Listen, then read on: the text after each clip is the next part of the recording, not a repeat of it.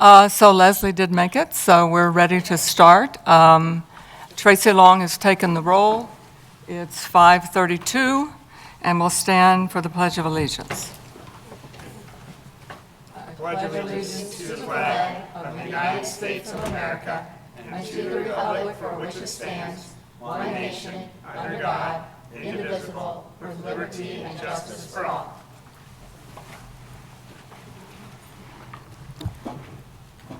The first order of business actually is public comment on items that are not on the agenda. Do we have anyone that wants to make public comment on items not on the agenda today? Okay, seeing none, I won't read my orders for how that goes. And we'll move on to the topic for the day, which is changes to board policy regarding the school board meeting agenda setting process. Before we begin, I wanted to say a couple of words. As you know, I was elected chair on the 16th, and that evening after the meeting, Michael was given a piece of paper that he then sent to me the next day, which I read as a request for a special meeting. I thought about it, and the next day I said, well, why don't we just put it on the agenda for the regular meeting? Why would we meet at 5:30, have everybody come in early, but let's just put it on the regular meeting? Then left for Christmas. Came back, talked to people, and then it came up. We did talk about it at the agenda setting meeting. And then I thought that we had agreed that we would put it in the regular meeting. That didn't happen, and so we're here today to talk about it. Yes, Ann. Sorry, Trustee Wake. That's okay, you can call me Ann. I have something I'd like to propose here, and I'd like you to give me a couple minutes. With all due respect to this board, I am asking that the agenda item up for discussion for this special board meeting be removed. I received some suggested changes, but no substantial changes to the policy, and I see that none have been provided on the agenda per our present policy 1420. In addition, I'd like you to know that I have spent a lot of time and thought about why I'm making this request. With no malice toward anyone, but I don't appreciate decisions being made by a subgroup of board members who are having unwarranted meetings outside the confines of this room.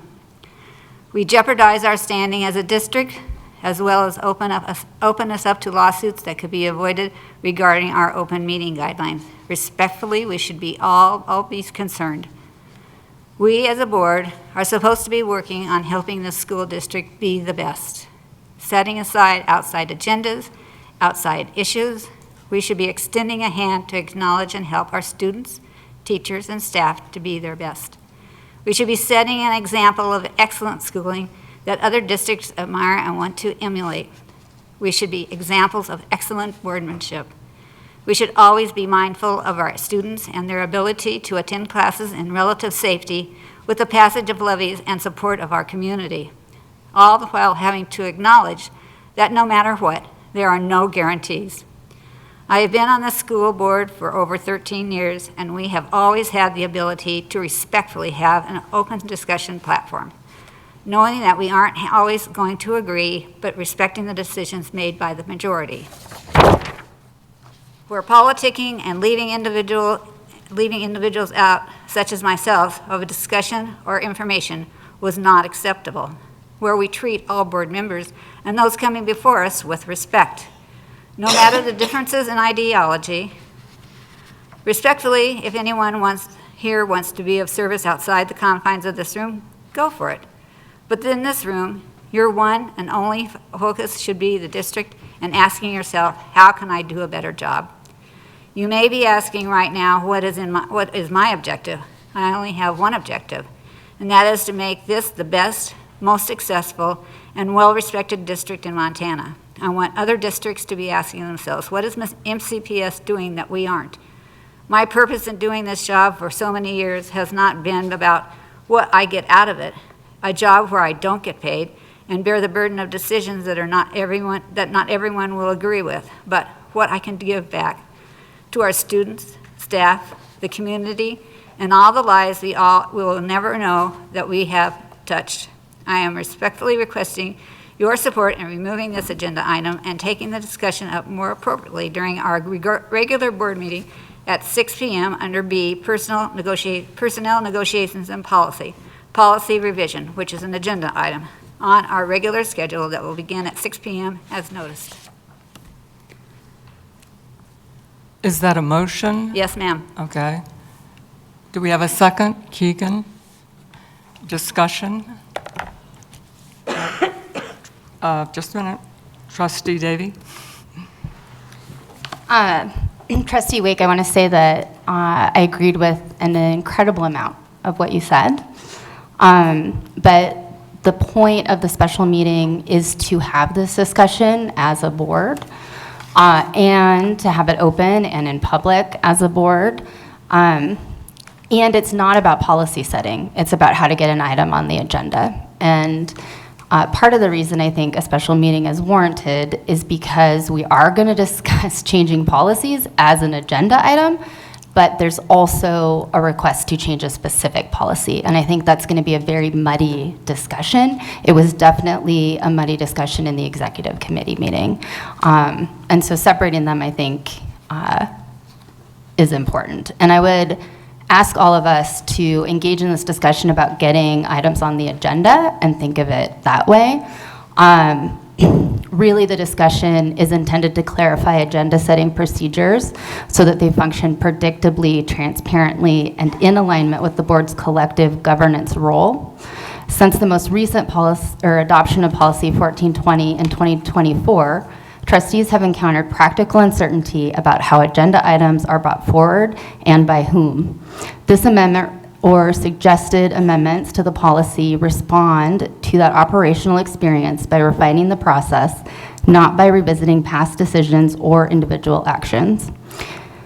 The discussion is designed to clearly identify where agenda setting authority resides, ensure trustees have a consistent written pathway to request agenda items, maintain appropriate consultation with the superintendent, and provide a safeguard that allows the board as a body to deliberate matters it deems within its governance responsibility.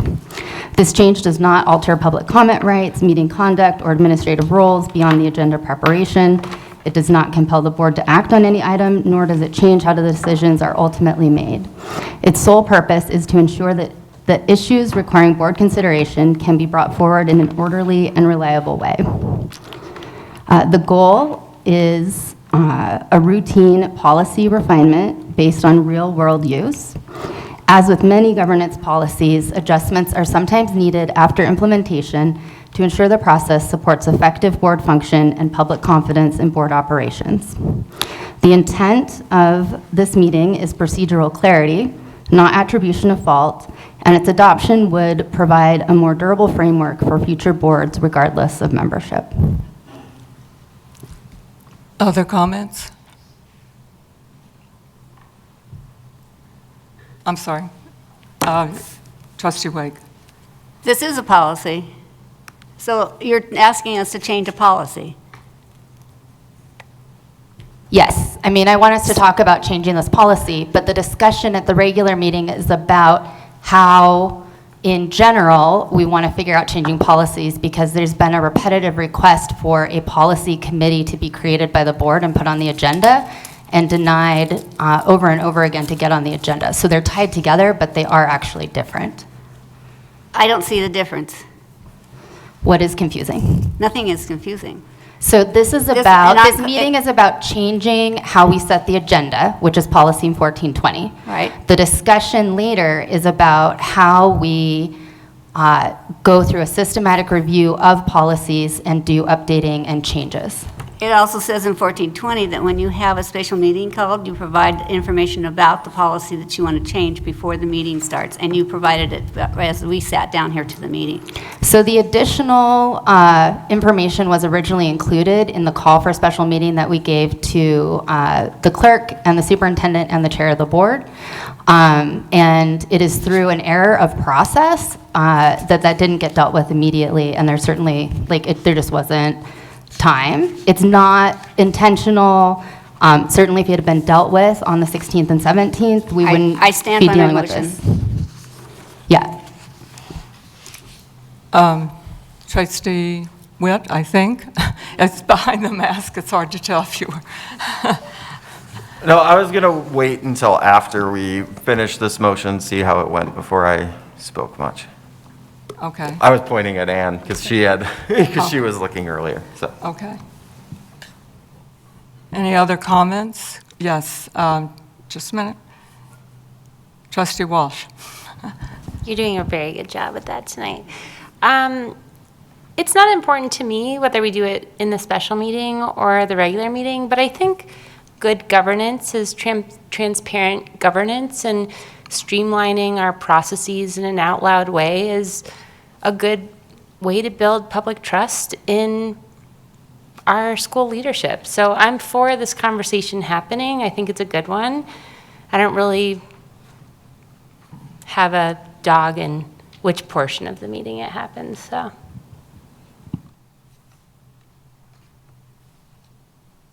Anyone else? I wanted to make a comment myself, if there's people. So I have been on the agenda setting committee for a couple of years. Until I saw this call, I was unaware of any item not being put on an agenda when someone brought it to us. I do know that the two instances that I can think of were for the safety report, which I believe was put on an agenda, and I say I believe because I was out of town for that meeting, but I believe it was in Sealy Swan. And then the other one was for whether we should have a policy committee brought forward by Trustee McShane. And as far as I know, I met with Leslie when I got back from Christmas just to find out where that was sitting, because I knew she had met with the superintendent, and the question was whether it was going to be on the agenda and was she satisfied with the conversations that we had. So again, I can only say I was never aware of anybody bringing something forward that then didn't come to the executive committee. Yes, trustee, just a minute, Walsh, not Walsh. Hayes. So I am the person that had requested us to go over our emergency operations plan. As all of you know, I work, that's my field. And it was over a year that I requested, in person and in writing several times. I mean, more than 3 I had requested because we were not in compliance with state law and our own policy. So for me, it's a frustration that should it take that many times, that many conversations to do something that we have in policy and required by law to do? I'm going to respond directly to you, if you don't mind, because I'm thinking back about when I saw it come before the committee. And I remember we talked about it several times, and in fact, at one time, I had the question about what we could do in public, only because of my own ignorance. Someone had asked me, do you have cameras in the school? And I said, well, of course we do. But then I realized I didn't know where any of them were. But I also didn't feel as if that was the kind of detail that should ever be talked about in a public meeting. And I didn't know where to draw the line. I mean, you don't want to tell somebody, you know, there's no camera in this building at this entrance or something along those lines. So I do remember that, and I remember our past president asking the superintendent to talk to you, and I believe he did at that point. But that's all my memory of it. Trustee Witcher. So my question is for legal representative. So just so I understand, I've only ever been a trustee at MCPS. How does our policy and procedure work for agenda setting as compared to other school districts in the state? And are we on par with policy and how we're doing this? That's all I want to know. To me, it doesn't much matter. I respectfully hear exactly what you're saying. It doesn't much matter to me what time we discuss this, but if we just need to know that information. Okay. Yep. That's a good question. You guys have a policy that's pretty similar to almost every other school from the state. It's based on an MTSBA template. And the process generally is, and you guys do something a little different, is that you have the executive committee that meets and determines what goes on the agenda for final. But in most districts, it's a combination of the board chair and the superintendent meet to determine what final items go on the agenda. I'd say we're about split half and half in the state. In some districts, they'll say that board members can put items on the agenda, and short of it being something that can't go on the agenda, like a policy 1700 complaint, it gets on the agenda. Other districts are going to say, no, it's the board chair and the superintendent that make that decision. That's why there is that special meeting, that if there are at least two trustees, who can't get something on the agenda, they can call for a special meeting. And assuming a quorum shows up, that's how you get around that particular part. That's how every district I work with does it. And that's how our process on paper is laid out to work. Yes. So perhaps it was in the transition of having 19 changes to our board over my tenure of being here, something got lost in the sauce. I think so. We haven't done the full board training that we used to do in a couple years, and I think we're probably overdue for that at this point. I'm just saying, just functionally, this is how the board works, because schools are a little goofy. They're different than city councils and other representative government organizations, so it's just a good idea to tell everyone what the rules are. So, yeah. Trustee Davy. Thanks for some of that clarification. I would say that as individual trustees became frustrated at not being able to get things on the agenda, that it was in a review of school board policies. It is often a chair, superintendent, or a committee and superintendent, but the ultimate authority for everywhere except Kalispell and Missoula that we could find laid with a board member and not with the superintendent. And so some of what I was hoping to discuss tonight, and we're going to run out of time, we could have spent our time talking about this policy instead of what time we should talk about this policy, is to have it be that it can go through the board and the board can do it. Rather, because I thoroughly believe the job of the school board is to be able to oversee and do governance for the school district. And if you end up with a superintendent, and I want to be really clear, I don't think that Micah is doing this, but if we end up with a superintendent who can say no to us putting things on the agenda, I think that puts us in a very bad position. And certainly, it has become very clear that while I deeply respect all of the chairs that I have served under, we were asking for things to be on the agenda and they weren't getting on the agenda. And so the way we have it written now has not allowed us to do governance in good faith and really be able to do, as we ask the question of how do we best support the students, how do we best support the superintendent, we haven't been able to ask those questions or discuss them freely. And so as our policy states, in failing to get things on the agenda, a special meeting was called, which is what we're at right now. Sorry, it went off. Trustee Witt. I just want to clarify right now, are we talking about the actual proposal that's like in the agenda or not? Because like I have lots to say on that, but I feel like this is kind of getting on those lines as to whether we are or aren't. There is a motion and a second on the floor, which is to essentially table the discussion. So we probably have to deal with that and then see how that turns out and then decide what we're going to do.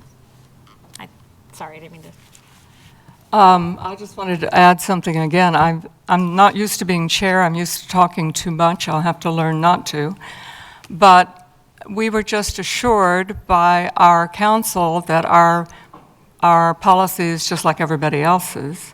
And I went to the MTSBA site and started with A, Absaroki, and went down through to Augusta and then stopped because every single policy was almost identical, except I think it was Alden who allowed the superintendent or a lead teacher or somebody else to make those decisions. And I can't remember who the third one was, but mostly they were just like our policy.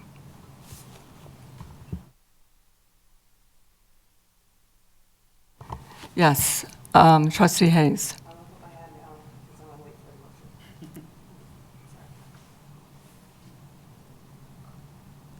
You want to? I would like to call the question. Okay.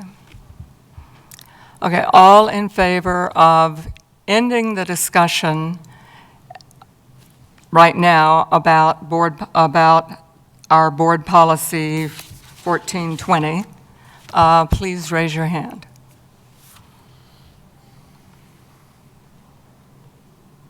Okay, and those against, who want to keep talking about it. And the against have it. Now, I'm sorry. I think we have to be really clear that we cannot discuss the handout that came out because it wasn't in the trustees' hands 48 hours in advance. Okay. So our counsel says we can't actually talk about the proposed policy. The handout. The handout, right. Yes, Meg Witcher. Okay, so in order to move us forward, what we have is, this meeting was based on the fact that there was an assumption that we needed to change the policy in order to do things, but the policy actually says what we want it to say, but the procedure leading to the policy wasn't working. Give me some clarity here so we can figure out some next steps and we can start our regular meeting. Okay, and people can correct me, but my interpretation was that people wanted to modify the policy such there was more power to every trustee and moving the superintendent's name from the first position to the second position or something along those lines. Right now, the policy says the executive committee with the superintendent, and that any board member can give that executive committee their proposal for an agenda item in writing, which surprised me because I didn't ever know it had to be in writing. Just a minute. There were people already over here. Trustee Witt. Trying to make sure I understand. So, because we had voted to leave it on the agenda, so now I think we're on that agenda item right now. And so that would be open for a motion, is my understanding. So I would motion that we table this agenda item. That's my motion, but now I kind of want to talk about why, because now we can talk a little bit about stuff. Okay, but anyone want to second it, and then he can talk about why? Sure. Okay, thank you. Okay, so I feel like the board has generally had a pretty good working relationship over the years. I feel like I can always talk to anyone here about anything at any time, and I haven't run into many issues with that. We just voted on board leadership, and we haven't even given them a chance to do anything yet. I don't think any of them are going to stifle us on purpose. Like, if we are bringing them things and we bring it to all of the people that are on the agenda setting committee, they will discuss it. We may not like the answer sometimes, but whatever. They can sometimes delay us a little bit, like was mentioned earlier on a different item that a trustee had. But that can be for good reason. And I'm okay with that, as long as, like, we're in communication. I don't think anyone's trying to undercut anyone. And I think you can also always grab other trustees and go as a group to that agenda setting committee. If you show up with 4 of them to that committee, it's going to get on the agenda. So I'm not worried about that. Also, in the past, right before I was on the board, there was a little bit of issues where a minority of board members would have been pushing a lot of things on the agenda that no one here would have thought needed to be discussed. Some of them were a little bit out of left field, and they were constantly on people. And so I really don't want to have a minority of people starting to control an agenda of our board. I think that's just going to create a ton of problems. And I don't think we have that right now with our current board members, but in the future, if we change this, we can. We probably will again at some point. It just happens. People don't like running for the school board that often, right? They do it when they're ticked off. Otherwise, when it's not ticked off, you get like 1 or 2 names in there, and no one knows what they're voting for. The teachers know, because we got unions and stuff that go out and do some research, but a lot of people really don't know. And then we get people that get appointed to the board because they're the only they're the only person to put their name in the hat. And then we have no choice but to put them on the board. So you can get some pretty wild ideas out there, and I don't want a minority doing that. And honestly, if the board leadership isn't doing their job, we can replace them. We literally just put them on there last month. Like, I want to give them a chance to run this, and I don't think they've had any opportunity at all. So right now, I think this is more of a solution searching for a problem than anything else. Any other comments? Just 1 minute. Trustee Witcher and then Trustee Davy, or either way. So right now, a small number of people control our agenda setting process, and the goal of what I'd like to discuss is making sure it's not a small majority that controls it. I'm going to read from Policy 1420 directly. The agenda for any board meeting shall be prepared by the superintendent in consultation with the chair. Items submitted by board members and citizens may be placed on the agenda at the discretion of the chair and superintendent. Individuals who wish to be placed on the board agenda must also notify the superintendent in writing of the request.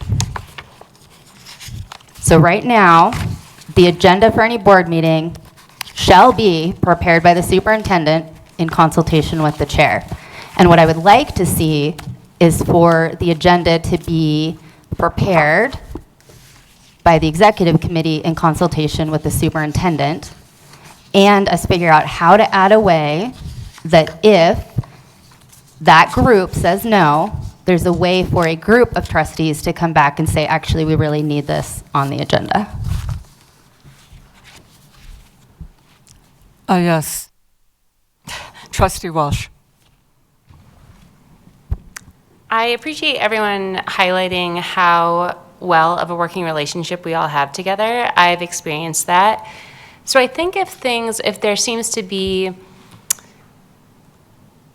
a difficulty in getting things on the agenda, it just highlights a policy issue that we can tweak. I think, no big deal to tweak a policy.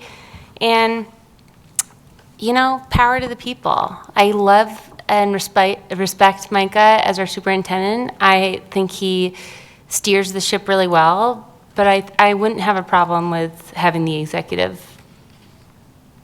board leadership be first in the decision-making process. Yes, Trustee Efgiras. Do you want to say it back? Yeah, I wanted to say inspector, I really did. So I've been a vice chair for almost 2 years, and I can say that the leadership works so well together setting these agendas that I think it's semantics who's the first, to be honest with you. I've never heard Micah tell us as a group, we're putting this on the agenda whether you like it or not. In fact, at least every other meeting, there is something that's switched from information to action items. There's stuff that's pulled off and delayed. There's stuff we ask questions about, and he's like, okay, let's put it on this agenda. That's how the board, that leadership works. There's no great and powerful Oz that pops out and wants to be a dictator of how this board sees things. That doesn't happen. There are things that folks will ask for, I'm sure. that it's not a priority, and that we've developed over the years our way of the board members to express their desires, and that is what they are, is desires. We, for years, had our 3-on-1s where we'd meet with the superintendent. It was a relaxed environment, and he'd talk about stuff in the school district. We would bring up stuff that was interesting to us. But then we realized that the superintendent was saying the same thing 4 or 5 different times, and it just didn't make sense. So we started these retreats. You all were part of one about a month ago. And the purpose of these retreats was exactly what we're discussing here today, is if there was a policy issue or if there is a desire from a board member, it gives us the ability to sit down in a relaxed environment and put it on a board and discuss it and see what we should do about that. Should we bring it to a school board meeting? Should it be put into our strategic plan? Should it be tabled to the next time? Those are the kind of decisions that we developed, because when I first got on the board, there was no way of doing anything. We did not have avenues like that. So the issue that I have, and my care level's about 50% for this, I'll be honest with you. The way the board is constructed right now, there's no abuse. I don't see anybody abusing this, okay? Especially if we have a pretty high bar of the number of trustees to request to put something on the agenda. My issue is kind of what Keegan said, is I've been here long enough to know that not everybody in this room is going to be here a year from now. In fact, if you look at statistics over the last 3 years, half this board will turn over in the next 12 months. People move, people's desire fades, people get a job that's a conflict. There's a lot of reasons why. And people get on that if you give a easy avenue to get stuff on agendas, it's an issue. And it can gum up meetings. It can pick at scabs for our communities that we don't want to pick at. We have policies that we don't love as a school board. I think we all can shake our heads at that, but legality-wise, we have them in place. So the reason that it's harder than it has to be to get something on the agenda is because the agenda is an action for our superintendent. Our superintendent manages the school district. We as a board govern the superintendent and the district. In the state of Montana, the school board has more power than most states. The only thing that we don't have a power over in our school district is how our funding policy works. The state does that. Everything else we're in charge of, right? So if we take more of the responsibility from the superintendent and we say, you don't like what we're putting on there? Well, 3 of us are going to get together and you're going to listen to it anyways. At some point, our superintendents are like, well, what's my job? Am I a glorified manager, right? So we entrust our superintendent to manage, to take our strategic plan and implement. And if our superintendent doesn't do that, we have the power to replace our superintendent. So what we have to decide is do we force our own agendas onto the superintendent, which is the agenda, and action items, or do we govern our superintendent, let him set our strategic plan, let our superintendent implement our strategic plan, and we govern on the fact of whether he's doing a good job or not. And that's the overarching part of this. So I'm against this because it's just more of the board having even more power than we already do, and I'm against a school board having too much power and managing our superintendent too much. I haven't seen anything come through. I don't think the couple instances we've talked about is overreaching, but I guarantee it'll happen. And that is going to be a negative effect on our superintendent, the negative way that we can review him and how he's doing, because we're telling him to do this, but then we're going to review him on the whole strategic plan. So in my opinion, and I'll apologize as a leadership person, that anyone who did not feel heard when they had a request and clearly explained to why or why not their item would get on the agenda, that was definitely a failure on somewhere in the leadership section. But I don't feel like changing this policy does us any good, does our superintendent any good, and by virtue of that, does our school district any good. Trustee Witcher. I've been on this board going on 4 years now, and never once was the reason behind the meetings where we had board retreats explained to me. And I feel like that's a teacher quizzing someone and never explaining what the content was. And so I'm uncomfortable if what I'm asking, we're in a transition period because never once was it explained to me that was the purpose, that that's where we were going to get into things and discuss policy. I was given an agenda that said, show up, we're going to talk about A, B, C, and D. So leadership, if you want us to move forward in the executive committee, you need to communicate to us better what the expectations are and what the reasons are behind this. Full stop. Because it is very apparent that that was not what happened in the past. And moving forward, because I agree with Keegan, we need to give y'all a chance to do your deal, and I completely respect and say that full-heartedly, but the communication flow has to be better with the purpose, content, and layout of how we're approaching policy and procedure.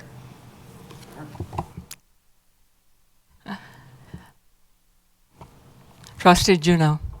Yeah, thanks, everybody. And I'm the one that's new here, the newest till tonight sometime. And I guess that I just hear all of this and I agree with everybody, actually. And I did go to a retreat and I haven't heard anything since then either. And so I'm just like, well, what was that? And I also think, I looked at this policy and it is very simple. But also, I think because we have new leadership, we have new board members coming on, it is an opportune time to really make things clear for everybody. Clear for leadership, clear for the superintendent, clear for new board members, clear for existing board members, exactly how things work. And I don't think there's a problem with that. I think this is a good discussion. This is a really healthy governance conversation that we're having about power and about how things work, what our processes are, both with senior and junior members of this board. And I think this is really healthy. I appreciate it. But I also think it's a really good time to have this conversation and to set very clear parameters so everybody knows how the process works. Because I think you hear frustrations, which is what this was born out of. And let's just make it clear. If I can, I noticed that we're running late. And I believe the last motion on the floor was to table this particular conversation, and it was seconded. Are people ready to vote on that motion? Okay, all in favor of tabling this discussion? I mean, you might want to repeat exactly what you said. Yeah, to be clear, it's tabling the discussion so that we're basically just not changing the policy at this time, right? So that's Okay. that's my motion. So we're not is- changing the policy at this time, and Yeah, we're because tabling it. we're tabling any other action on it, right? I wasn't putting forth a motion to accept a policy change. I'm saying table it and not do a policy change. That's what my motion is about. Does that make sense to our council? Yeah. Okay, good. So all in favor of the motion that we table this and not make a change at this point in time on that policy? I'm sorry, so do I count 5? Okay. And those who want to change the who are against tabling the policy at this time?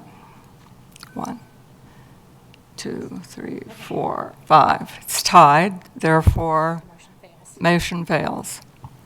Okay, but for point of clarification, you can't change the policy tonight because the red line version wasn't handed out. So I think this is somewhat semantics. We're still going to be talking about this. It's just not going to be tonight. Trustee Davy? I would like to move that we add to the agenda for our next regular meeting a review of the suggested changes for policy 1420. A second? All in favor? Okay. 1, 2, 3. I hope someone besides me is counting. 7. Yeah, Tracy's counting. Okay, and it passes. Okay, I think we should adjourn because we have another meeting about to start. Oh, sorry. I just want to clarify the definition of retreat, which I think to some people might make it sound like we go on these fancy resort trips. The retreats happen in this room with knockoff seltzer. So, we don't have that kind of coin. Just wanted to clarify. Yes. So this meeting is adjourned, I hope. I move that it adjourns. Everybody's in favor of adjourning? We're adjourned. And let's take a 5-minute break, even though it means these people have to wait a little longer, but, okay.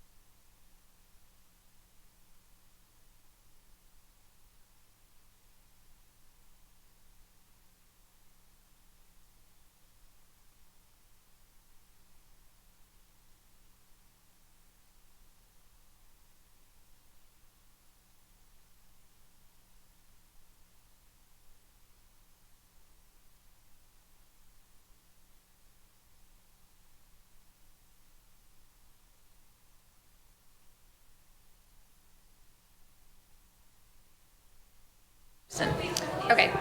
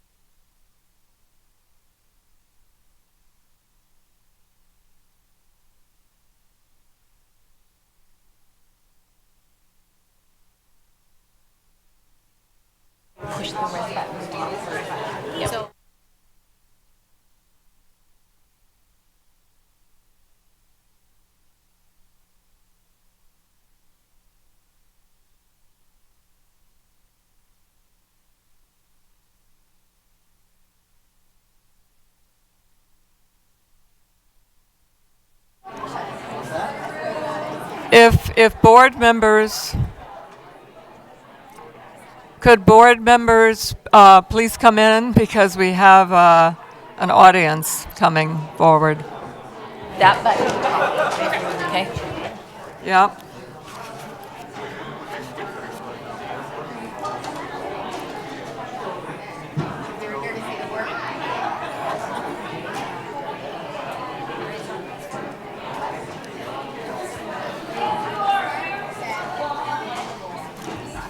I hadn't told you this before, I was planning to, but Denise asked me, and this pertains, of course, to this whole thing, if we had sort of a timeline that tells us what we're doing during the year. And it's like you said, people don't know. Yeah, I mean, we can totally Yeah. put that together. That was part of the reason for trying Just to identify what to know why things, yeah, yeah, goes back to that sheet. Yeah. But if you were to go back for a year and look and see what we're talking right. about. Because you have deadlines constantly. All right. Is everybody back?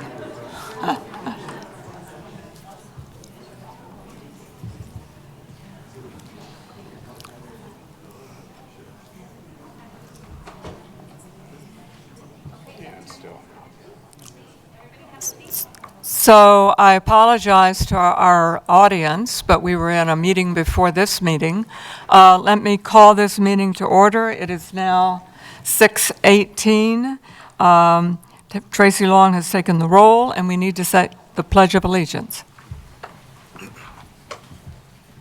I pledge allegiance to the flag of the United States of America and to the republic for which it stands, one nation, under God, indivisible, with liberty and justice for all.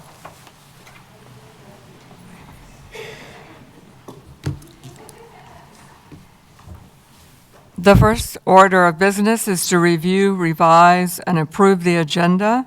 Are there any changes that any board member would like to make to the agenda? Seeing none, can I have a motion to approve the agenda? So moved, Inspector Afgaras, seconded. I did it. Oh, I can't believe I did it. Sorry. And Trustee Davy. Oh, Lord. People out there wouldn't understand, but for some reason I think he's Inspector Afgaras instead of trustee. We now need to move to approving the minutes. Do I have a motion to approve the minutes for the December 16th, 2025 regular board meeting? Moved by Trustee Wake, a second. Trustee Walsh, all in favor? It's unanimous for all present. At this point, we are going to welcome people from Loa Elementary and Rattlesnake Elementary Schools. Superintendent Hill will introduce them.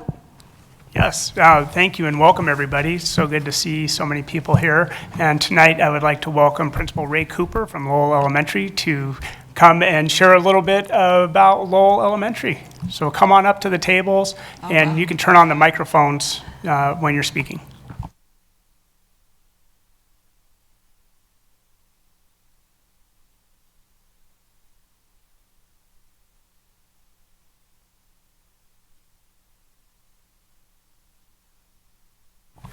Good evening, everyone. I'm so happy to be here with two outstanding students from Lowell. I have with me Nina and Lido, and they are third grade students. So I am thrilled to be the principal of Lowell Elementary. If you meet me in the community and you ask me about Lowell, I will talk your ear off. So this is a great opportunity, and I thank you for that. All right, so Lowell Elementary has 372 amazing students as of December 2025. We are a Title I school with 74% of our students qualifying for free and reduced lunch. We are the first community school in Missoula, and we have embraced Leader in Me, and we are approaching Lighthouse status, which I will chat with you about in just a moment. And we are also embracing arts integration, and I will also speak to that today. So first, we are, as I mentioned, the first community school in MCPS. That means that we have partnerships to support our students' academic, physical, and social emotional needs. We have services that are designed to eliminate barriers and strengthen family connections. We have an integrated team supporting our students with attendance, wellness, and learning. I want to call out a few of those key partnerships before you move on. First and foremost, Parks and Recreation. That is our after-school program, and it is just changing students' lives. We have over 100 students each day, probably more, who are attending this program. And what I love about it is that we are so connected. We use Leader in Me language during the school day.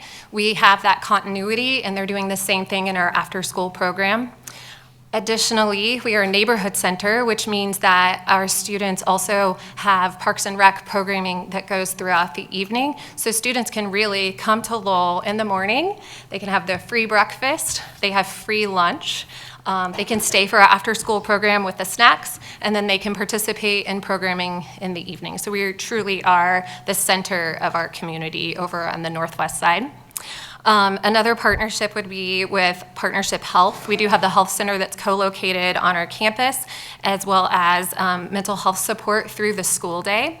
The Missoula Food Bank is another partner where we have our Lowell Market, which is a satellite food bank site. Every Wednesday, students can shop before they leave school, and then parents can shop with their students when they pick them up from Parks and Recreation until 5:30.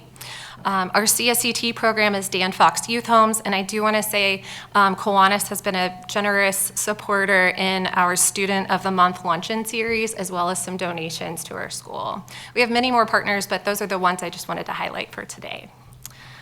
Now moving on to Leader in Me. So we are in year 5, and we were the first school to start Leader in Me when Barbara Frank was the principal of Lowell Elementary.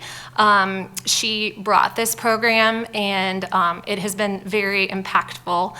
In 2020, our staff and student survey data showed that there was a need for increased engagement and climate and culture of our school. So our teachers embraced Leader in Me, and students learn the 7 habits of highly effective people during our daily social emotional learning lessons. We focus on 1 habit each month. This is leading our students in building ownership of their learning through agency and just learning to be leaders. And my 2 leaders here will talk about that in a moment. And something I'm super proud of, Leader in Me has this thing called Lighthouse Certification. And to become a Lighthouse school, you have an outside entity come in, and they review your school in all areas of academics, culture, and leadership. And if you meet their threshold on the rubric, you become a certified Leader in Me school. We are going through that process in March, and we are so excited to be the first school in Montana to achieve that certification. And you can move forward. I didn't want to just have this, anecdotal record of, oh, Leader in Me is great. I wanted to show you data. Our family, our students, and our staff take a survey through the Leader in Me each year. And in 2020, you can see our scores there. What we're looking for is to get to 80 for an overall score, and in 2020 it was at 64, and you can see that academics, culture, and leadership were lagging behind. The last one we took was in fall of 2025, and we were up to a 79, so we were so close to what our actual goal is. And you can see culture is at an 81, and I think that shows the impact that this program and the systems that we employ through Leader in Me are having on our school. And then my favorite part of Leader in Me is our student lighthouse team. And this really represents the student voice. And these students work to improve our school systems and culture. They lead our assemblies, our school tours, service projects, and it really just builds their agency and confidence. And I would love for my 2 students to speak more about what they love about Lowell, as they are student lighthouse team members.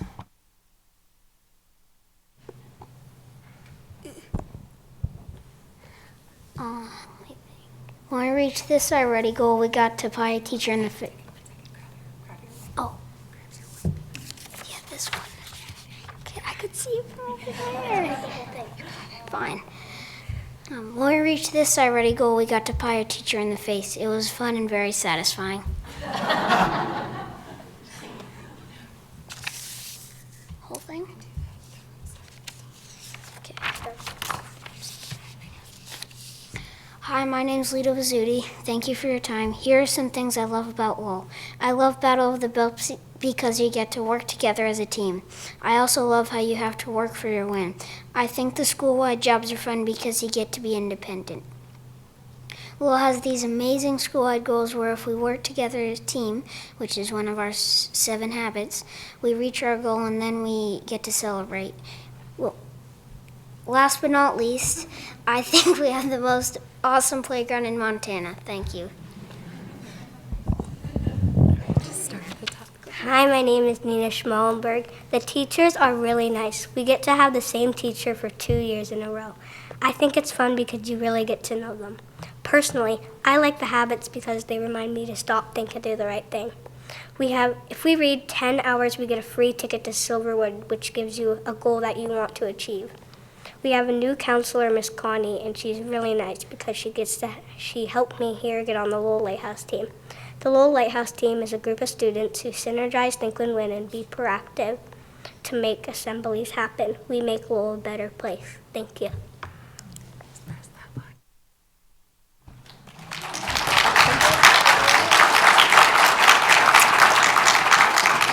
They certainly do make Lowell a better place. And here are just some examples of students doing some leadership jobs. And if you look right under the windows in that picture, students are leading our school-wide assembly. I don't do it, they plan it, and they lead it. It's awesome. Okay, and lastly, I want to talk about arts integration. 2 summers ago, I partnered with our arts integration coach, Karen Bartles, along with some of my staff members to really figure out how can we bring more arts education into our school.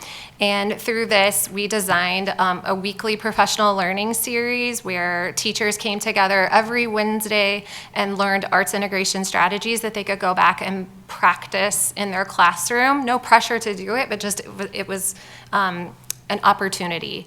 And Karen provided the embedded coaching support, so she worked with our teachers. On Wednesdays, she would come in at noon, and any teachers who wanted assistance with this to model or co-teach or whatever they needed, she did that, and then we had the after-school professional learning.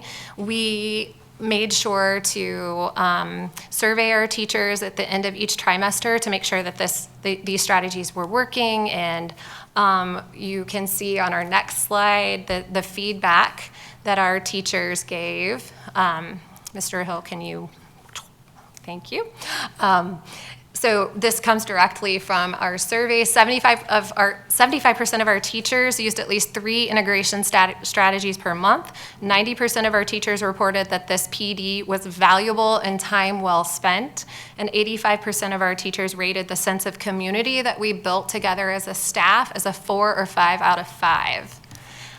Some direct quotes from those surveys.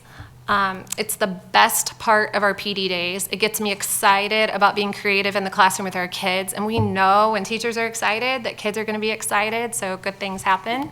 Another quote here, you can see my teachers that's an actual PD session, and they are doing an art strategy called Tableau. They said it gives all of us an opportunity and permission to try these strategies. So what's next for us at Lowell? We're going to continue to foster those relationships with our community partners. We're sharing the arts integration model with other schools. A few other schools are trying the model that we started at Lowell. We are going to achieve that Leader in Me Lighthouse certification, which will result in improved academics and student engagement. And I have an invitation for all of you sitting around here. We are having our first Lowell Leadership Day on Wednesday, February 4th at 9 a.m. And I invite all of you to come and learn about Leader in Me and see our leaders in action. Thank you very much for this opportunity to speak.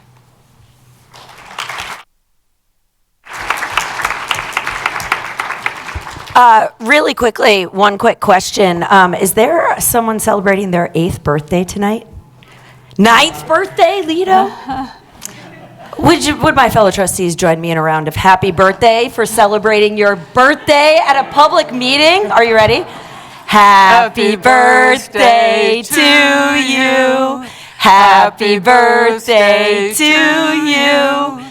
Happy birthday, dear Lito. Happy birthday to you. Yeah. You got a bright future, kid. Anybody have any questions for Lowell? Yes, I Juno. just have a quick question. Thank you, student leaders. That was really awesome. We really appreciate when students show up and speak about their learning and their excitement, and so thank you.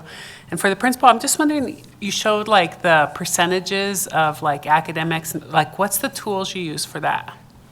Yeah, it's called the MRA. It's a tool from Leader in Me, and it asks questions for staff, students, and families, and questions around academics, around leadership, and around culture. It's their perception. So do I feel engaged at school? Do I feel valued? Do I have a trusted adult? Questions like that, and it goes into each of those areas and then formulates with that overall score. Okay, follow up. Sure. Then is there so there's survey and perception data, is there sort of harder data that goes along with that as far as academic achievement? Yeah, that's just the school-wide data that we have. So each of our, I didn't get into it, but the way that Leader in Me works, it's divided into those 3 areas, so academics, culture, and leadership. And I have teacher teams divided into those 3 areas, and then an overall guiding coalition we call our lighthouse team. And so the academic team focuses on academics, and they create school-wide goals, school-wide academic goals. Students are tracking their goals. So we have lots and lots of data, just like all the other schools. But Leader in Me, what I'm showing you there, that's perception and survey data. Okay, thank you. Trustee Walsh? I'm not yet an inspector. Yeah. I know. Anytime I talk to people in the community about Lowell, they start to beam. It is so clear what a tight-knit community you've all built, and I'm so excited about your lighthouse certification because you are a lighthouse, not just in Missoula, but what a model for the state. And you really make us all look good. So when do we get to find out when you win that award? Yeah, so we go up for certification at the end of March, and then I think it takes about a month for them to decide. So we'll know hopefully by the end of April. I have a question that probably just lets you know that I'm not real sure what I'm talking about. When I visited the schools very often, and I don't know if it's part of this program or another, students are asked, what do you know about X? How do you know when you know it? Is that part of this, or is it something separate? That's a great question. That's part of teacher clarity. Our students, I'm sure these 2 students have been asked, what are you learning? Why are you learning it? And how will you know if you've learned it? And that was actually one of our school-wide wildly important goals, or WIGs. We had a board up all year long where we were tracking our percentages and trying to meet our goal of 80% or better in each of those areas. Thanks. Other questions? Yes, Trustee Witcher? Not yet inspector either. Obviously, I have a great deal of passion and love for the Bobcats and the community that we build, and there's such amazing, beautiful things that happen in this school, and all of our MCPS schools, but in particular at Lowell. You spoke and said 74% of the student population is free or reduced lunch. Is that the highest in the district? I can only speak for elementaries. It's the highest elementary. I'd have to ask my district colleagues. Yeah, I just want to take a quick moment to talk about the beautiful things that happen at Lowell, but also to talk about the things that perhaps go along with having that beautiful population of students and some of the support that goes into the community there. What additional things do you work with and face with on a daily basis at Lowell? Asking the hard questions. So it isn't all unicorns every day. We do have, our fair share of challenging behaviors that come with students who face difficulties every day in home life. So we have an amazing behavior interventionist. I hired a new, Miss Nina spoke to our new school counselor, Miss Connie, and we definitely utilize our mobile crisis unit and partnership health and our CSCT team, but it's, yeah. Yes, Trustee Juneau. So the partnership health clinic that's in your school, is that like for the community that's there, or is it for just very school-based? Yeah, the school-based clinic is co-located next to our garden, and then we have partnership health, mental health services supporting like tier 2 students, so not quite at the CSCT level, but like some of our other schools have as well. I want to thank you, and it would be great to continue, but we have another school coming in, so we need to move to that. Thank you.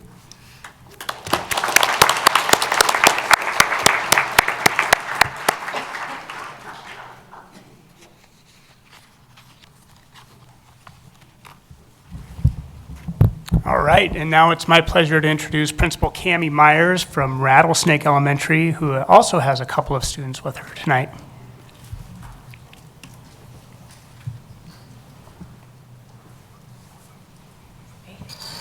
All right, hello everybody. Thank you so much. I am Cammie Myers, the proud principal at Rattlesnake Elementary.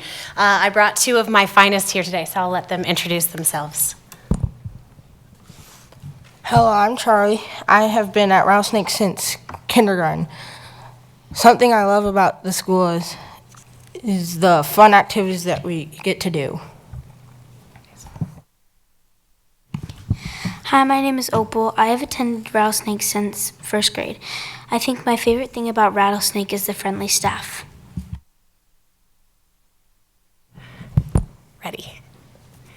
All right, so we are just going to give you an overview of our systems. You can see our theme there this year was Climb Your Mountain. We're going to leverage our profile of a graduate competencies as we just kind of highlight some of our favorite things about our school. Let me give you an overview of our school. We have 370 kids in grade preschool through 5th grade. We have really cool teachers and staff members who typically stay at our school for a really long time. We get a lot of support from community and PTA. I should know, my mom used to be a PTA president.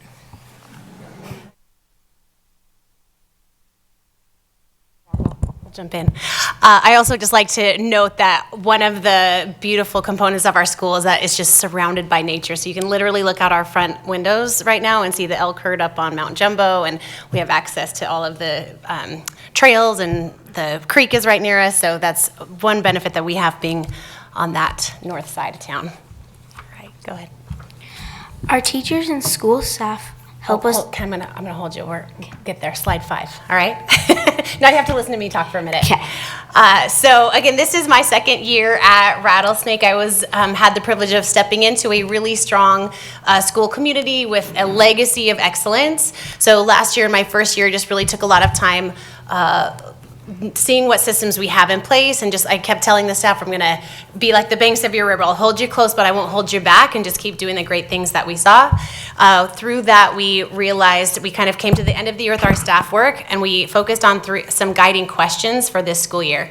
One question that we asked ourselves of what pockets of excellence exist within our school that we could systematize to make sure that all students have access to them. And then on the other side of that, we looked at where do silos exist that are kind of limiting our collaboration and opportunity for student support. We do have sort of a more bare bones staff, and so we really were finding that we need to work together and think of more opportunities to be creative and flexible to create dynamic student services opportunities.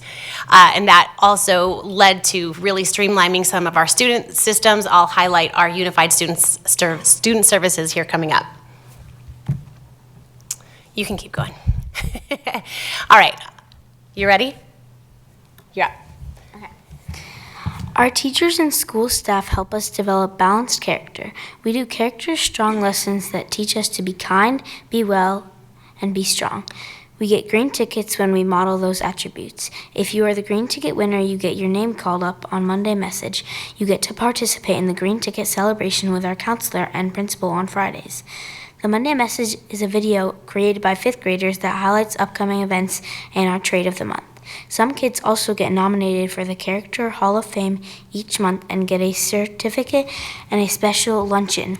Some kids in our school also have special jobs called meaningful work. Different staff members post the jobs and kids apply for them to help around our school.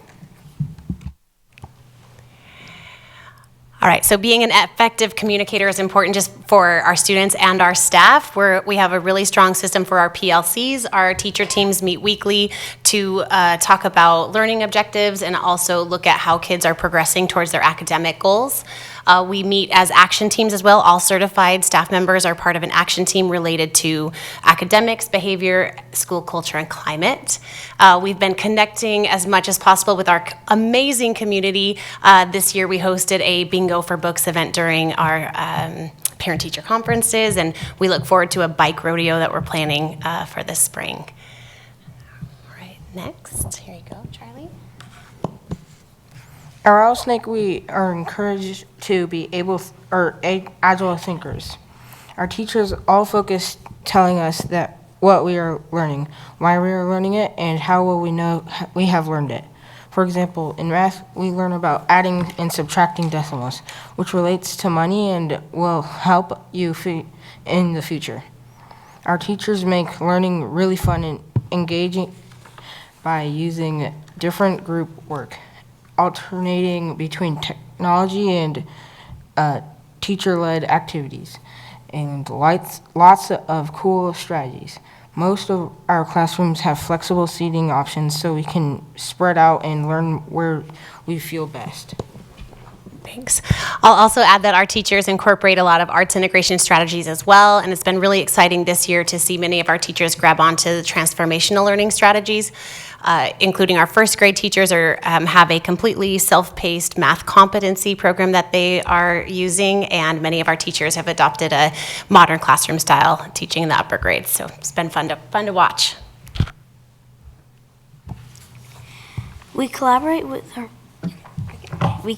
with our peers all the time. Our teachers have us work on group projects all the time, like book clubs and work partners. Miss Sholey has lunch clubs. We do battle for books. Every class has buddy class this year, so we get together with younger kids and do fun activities with them. It is good for the little kids to learn from the older kids, and we get to be role models to them. It is fun and builds good social skills.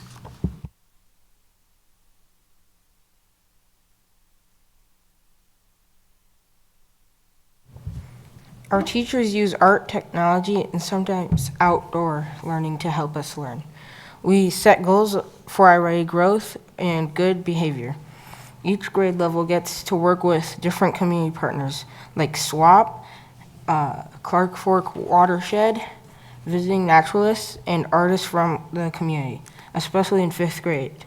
We get to go on a lot of field trips.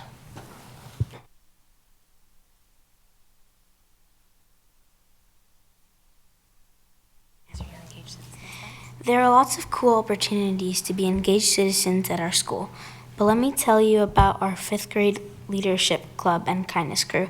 6 5th graders get nominated each to be on leadership club. We present at assemblies. We help Miss Sholey teach lessons to little kids. We give school tours, and we film videos for school-wide expectations. The best part of 5th grade leadership is Kindness Crew Fridays. On the last Friday of every month, we come to school early.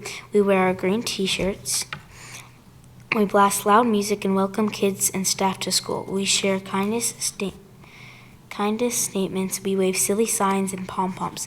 It's a great way to end the month and pump people up about kindness. So if you find yourself up the Rattlesnake on the last Friday of the month around 8 o'clock, you should stop in. It's a vibe. It's a good time. Kindness Crew Fridays. All right, so thank you guys, great job. I'll just share a little bit of our systems. Again, we've really been rethinking our multi-tiered systems of support, trying to step away from a mindset where as kids need increased services, they become someone else's problem or it's something else. Really thinking about that all kids have that universal access to learning, and then we create responsive supports as needs arise. Keep going, Micah, thank you. We took a look at our systems this year and really thought, how can we create streamlined and actionable interventions and preventions based on need, not just based on 1 or 2 interventions. So we're really looking at that whole child wellness as we're designing our systems. And that led to sort of our grassroots movement to our unified student services. So our goal was to create a unified approach to empower all students and staff through collaborative, flexible, and student-centered support. And so we took a look at all of our levels of student services, including counselor support, behavior intervention, special education, and connected services. And we did a full redesign of how we serve kids. And the first step to that was to delabel all places and spaces that might be identifying students by a disability or any kind of label that might be holding them back. So this is an example of all of our classrooms are now, you won't hear like extended resource center or special education room. We have rooms related to our mountain theme like the Trailhead, Mount Jumbo, and Base Camp. So that was our first step as we approached our goals. We have very specific goals that we're working toward with our team. The biggest one, again, was to eliminate those silos of case management, to delabel our spaces, and to really think about how we are using data and preventative systems to collaborate to meet kids where they're at, regardless of their need or of their label. It's just really allowed us to work smarter because everybody is working really, really hard. Our team is a big one. So we are combining our special education staff, including our case managers and our paras, our SLP, our OT, our PT, our school psych, and with our student services team, like our school counselors, behavior interventionists, our community liaison, even our front office secretary and nurse are important parts of our team. So we're really coordinating. It's a lot of people to coordinate with, but it really has led to higher levels of job satisfaction. Everything is better when you can collaborate and have those people to kind of work with and lean on. We're creating more diversity for our staff members throughout the day and just really being able to meet students where they are. And sort of the space where the majority of this work happens, we designed a space in our school called Base Camp. And it is the physical space of all of our multi-tiered systems of support. It's a place where kids that have needs outside of the classroom can go. They have an adult, we call them the Base Camp host. Some days it's me, sometimes it's our school counselor. It's mostly our behavior interventionist or our community liaison. And they're able to connect kid with support for whatever obstacle that they may be seeing that is served outside the classroom. And so you can keep going, please. A big part of that conversation is that we are helping kids self-identify what their obstacle may be, broken down into those elements of MTSS, basic wellness, social, emotional, academic, and behavior. And then we're teaching them how to advocate for themselves and have a staff member help connect them to whatever they may need to get back to class and be ready to learn. And so if you go to the next one of our favorite parts of Base Camp, we've created a motor lab. And so it's a station, about 10 stations of all brain-based kinesthetic feedback tools where kids can go through this series of exercises and help them regulate and return ready to learn. And so this has been one of our most successful interventions, and our staff, our students, and our parents are all raving about the benefits that Base Camp has had on our school culture, ability to get kids the service they need, and then back to class ready to learn. All right. We each chose a word that we think when you walk through our schools, you will see. You want to say your two? Friendship. Go ahead and share your. Happy people. Positivity and encouraging words. I hope you will see joy and teamwork. So thank you so much for the opportunity to speak to you tonight. We're happy to answer any questions or welcome you up on a Friday morning for a dance party. Thank you. Charlie and Opal, it has been a joy watching you guys grow into leaders in our community over the last, 5 years? Are you guys fifth graders now? Thank you so much for coming and presenting to us tonight. I had the opportunity to do a learning walk at Base Camp, and I continue to be very impressed by your collaborative approach and how you're pulling students back in and wrapping around services instead of pushing out and isolating. It was really innovative, really cool. You could tell the energy within your staff was so cohesive. It was a really cool thing to witness. So kudos for that and what you're bringing to that community and producing amazing kids like these guys. Thank you, Meg. Any additional comments or questions? Trustee Hayes, yes.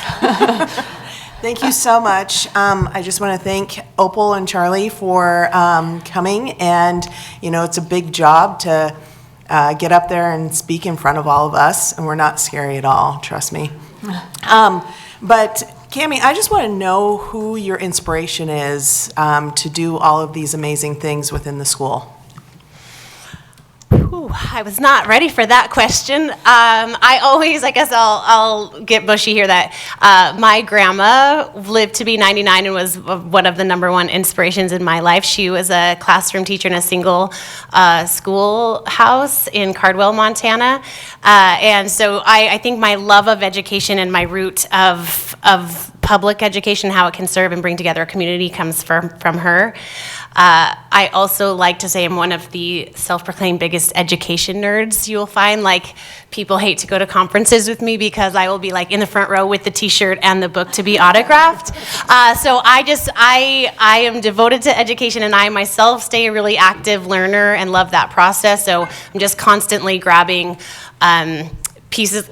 My colleagues, Lowell is a great example. Ray at Lowell, we're a collaborative group of principals, and so I just am constantly trying to share and build up our community and keep doing what's best for kids. And at the end of the day, that's the biggest inspiration of all, just making sure I can create better and better spaces for our kids to thrive. I really like that comment, and it made me wonder how many people in this room have a teacher in their family somewhere. Right. So it kind of rubs off, I guess. Any other questions or comments? Trustee, sure, Hayes. I just want to say thank you. To me, it's a very trauma-informed approach without saying trauma-informed. The fact that you renamed everything so that it is not stigmatizing, I can really appreciate that, approaching everything through the lens of being, I wouldn't say trauma-informed, trauma-responsive. So thank you. Thank you. Yeah, it's been really amazing. I mean, just, it's been in place for a few months, and just the way that our entire school community has rethought about how we're not saying things like that's a tier 3 kid, or labeling them by disability, or even sometimes we would name the case manager that worked with them. Just the way that we're really rethinking how we talk about serving kids is just transformed a big portion of our school. And I could, again, talk about this forever, so find me later and I would love to geek out. But some of our success stories of kids who were maybe in our center-based program last year and were moved out of the classroom quite a bit are really thriving in the more inclusive classroom environment with support of our staff. So it's been really exciting to see. Well, thank you very much. Thank you.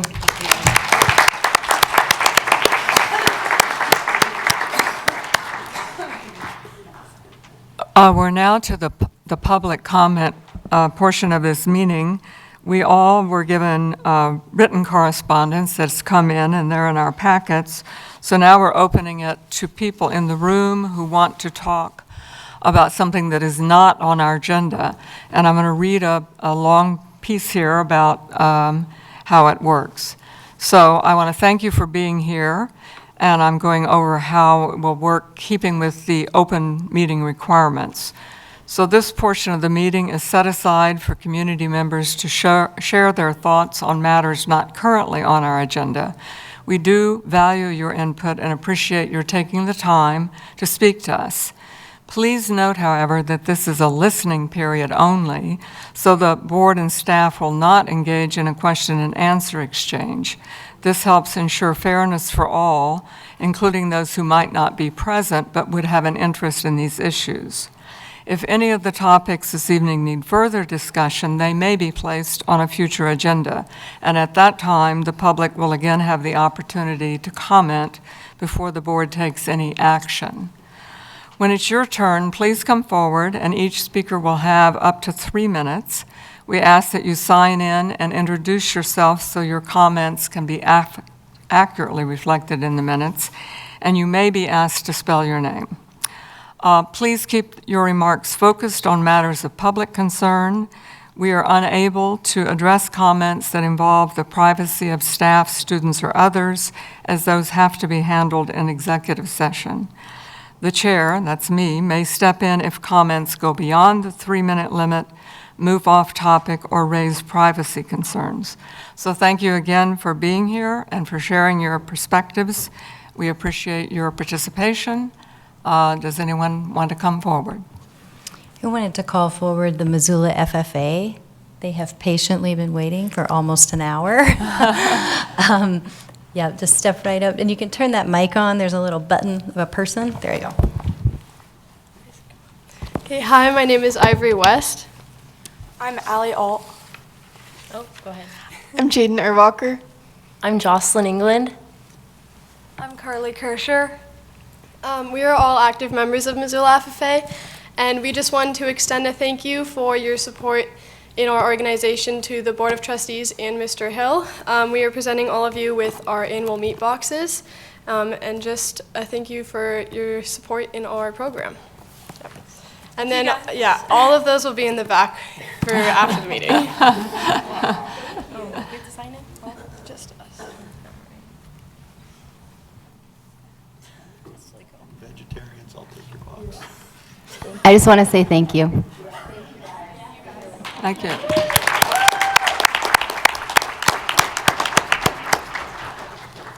And we Any additional public comment? Yes, we have one more, Gwen Hopp, who is for non-agenda items, and then we do have several for the properties plan when that item comes up.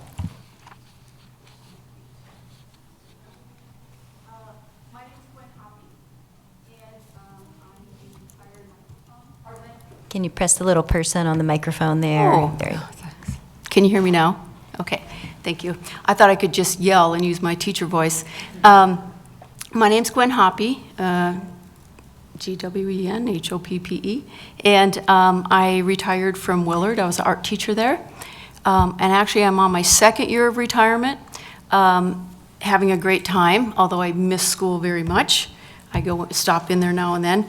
And I'm here today to thank you for this. I got it this summer. I was surprised. It was a certificate of appreciation for 24 years of service. And I also got another card, because I missed having my card, and also a gift certificate for the downtown. And what I did with that is I went to Break Espresso, where one of my former students runs the place, and I get to meet old students there, and it's just a joy because, I know I quit teaching a couple summers ago, but I still find the kids in the community, and that is such a joy to see them growing up. They have kids, they have jobs, they're on committees, and so I think we can be proud of the work that we put into them and that we share. I'll say one student I ran into at the Good Food Store, she was with her 14-year-old, and we were wondering if we still had this sculpture she had done. And I just went to Willard today, and I found it 14 years later, because they leave a little bit of themselves, especially when they leave a little bit of art there. So I'm just saying, I really appreciated this, and I hope you do it for future retirees. So, and thank you so much for the opportunity. All right, thank you.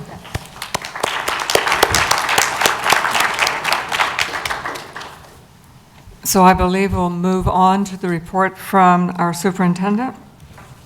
Yeah, well, those were uplifting presentations, and I have some other awesome news to share with trustees. In case you didn't know it, we have a staff full of rock stars and just amazing teachers. And just to name a few, recently, Hannah Pepper, who's a science teacher at Hellgate, was recently selected as one of 100 teachers worldwide for the Fulbright Global Teacher Exchange. And she's going to travel to Taiwan in April to complete that exchange. So congratulations to Hannah for that. Monica Thompson, who's an elementary art teacher and shares time between Lowell and Rattlesnake, so those two schools, coincidentally, was selected as the Montana Art Educator of the Year by the National Art Education Association, and she'll be receiving her award in Chicago in April as well. And also Kim Story of Lowell was selected as the School Psychologist of the Year by the Montana Association of School Psychologists. So we have a number of staff who just recently have been recognized and wanted to take an opportunity to acknowledge that with the board. Other noteworthy items to share, but not necessarily awesome. I've been invited and accepted an invitation by the Indivisible Missoula Group to be on a panel for a town hall style discussion to talk about public education. One of our trustees, I believe, is going to be moderating that for us, so I'm excited to do that. But it's really to help our community understand what's happening on a national level and how it's affecting our Missoula community, and that's going to be February 26th from 6:30 to 8:30 p.m. at St. Paul Lutheran Church. I'll also be presenting to the Kiwanis Group tomorrow morning. Wanted to share, too, that we received a Tier 2 participation agreement from Bridged Health. We're sharing that with the insurance committee this week, and we'll go over the changes. But the changes that have been noted reflect more of what we believe that participation agreement should look like. So we're excited about that. And also want to continue to report that by signing that participation agreement, we do not lose the opportunity to reevaluate our future in the trust by any means whatsoever. We're also having our first meeting with Upper 7 Law to talk about the lawsuit and the challenging of funding model for Education Montana. We're going to be sharing how the inadequacies of funding have had an impact on our ability to provide the education guaranteed to all of Montana students. Finally, you may have noticed that you got some emails from some staff that have the word buzz in them, and you probably should have received 4 of them. If you didn't get them, let me know. But this is what we share with our staff, and we're sharing with trustees now, each month, where we highlight and inform and provide resources regarding curriculum, assessment, professional development, and other opportunities available to staff. We have specific staff who curate the content each month, and there's 4 versions. So there's the Trailblazers, which is our early literacy and early numeracy students, elementary, middle school, and high school. And this is just a great way for trustees to stay up to date on what's going on regarding curriculum review processes, professional development, any opportunities for staff through our Native American Student Services Department and other departments within the district. And so just wanted to, in case you got that and you're like, what is this? And there's a link to like a Google slide. We're just sharing a little bit more about what's going on there. That's my report. Thank you.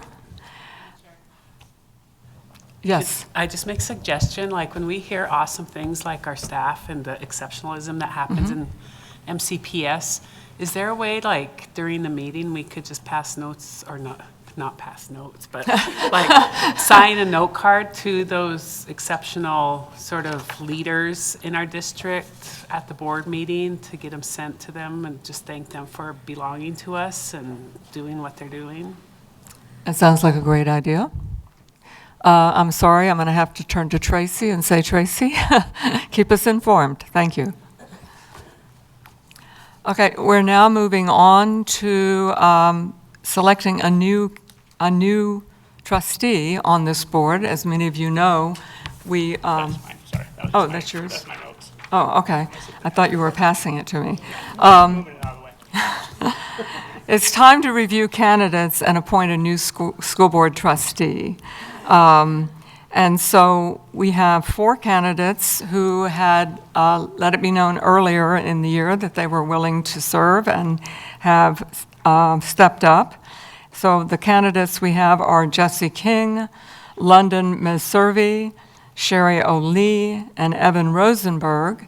We originally said that you would not have to say anything at this meeting, but we decided you might want the opportunity. Many of us have had the experience of applying for a job and then leaving and going, oh, I meant to say, I was going to bring up.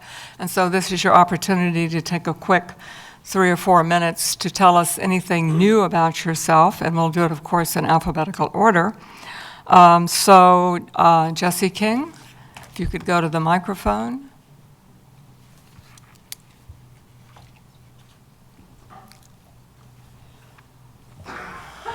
Well, I didn't expect to have the opportunity to come back and have another shot at this, and so I appreciate the option or the opportunity to be considered for this. And My purpose in applying for it is just to provide an option for you guys, as I think somebody that is a relatively competent and capable person to make sure that the interests of my children in the school district are looked after, and so I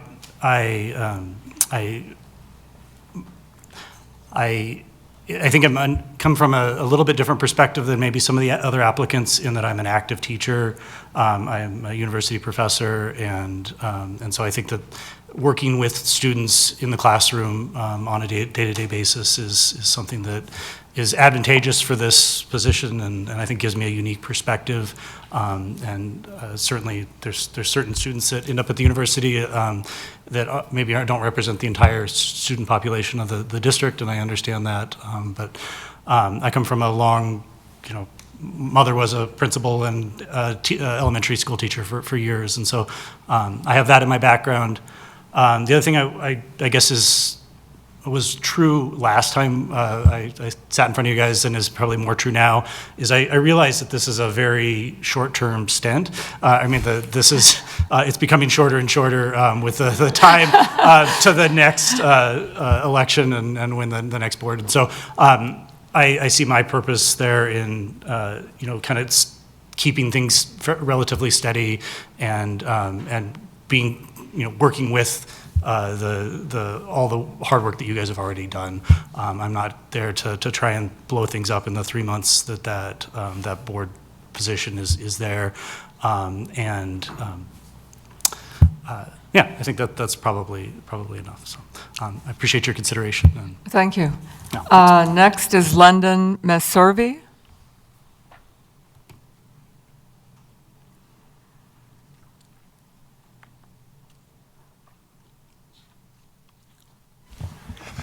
Good evening, everyone. It's great to be back. I was sad to see the former chairperson go, but excited for the potential opportunity. I think the point I want to make is I am a firm believer in public education. I'm the son of a union butcher. My mother was an instructional aide in elementary school.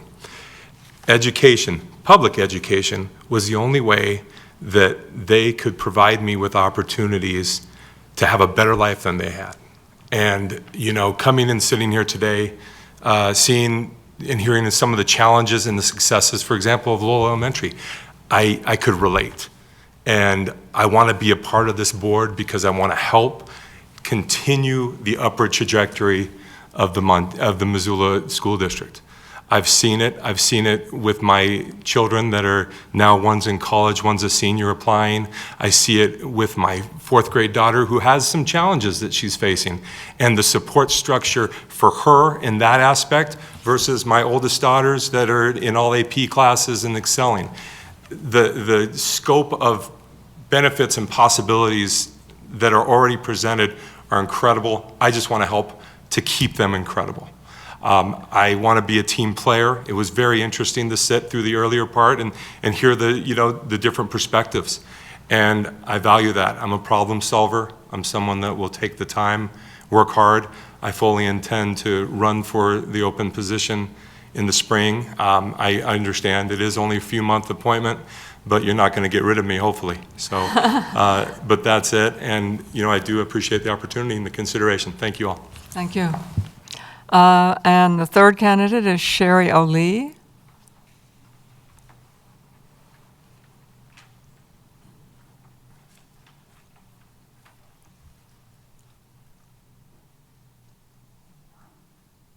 It's on now. Hey, everybody. I'm Sherry. It's great to be back here. And I just loved Lowell's presentation earlier when I came here before. And what I wrote about in my questionnaire to you guys was about well-being, and I still study well-being at the university. I will graduate with my Master's of Public Administration this May, and this semester is dedicated to this system of measuring well-being called WellBe, and how when you have public dollars invested into our social services, that how well-being is represented by those dollars. So 20% of Missoula's population happens to be under the age of 18. And they're in this school system. And so this is where well-being starts.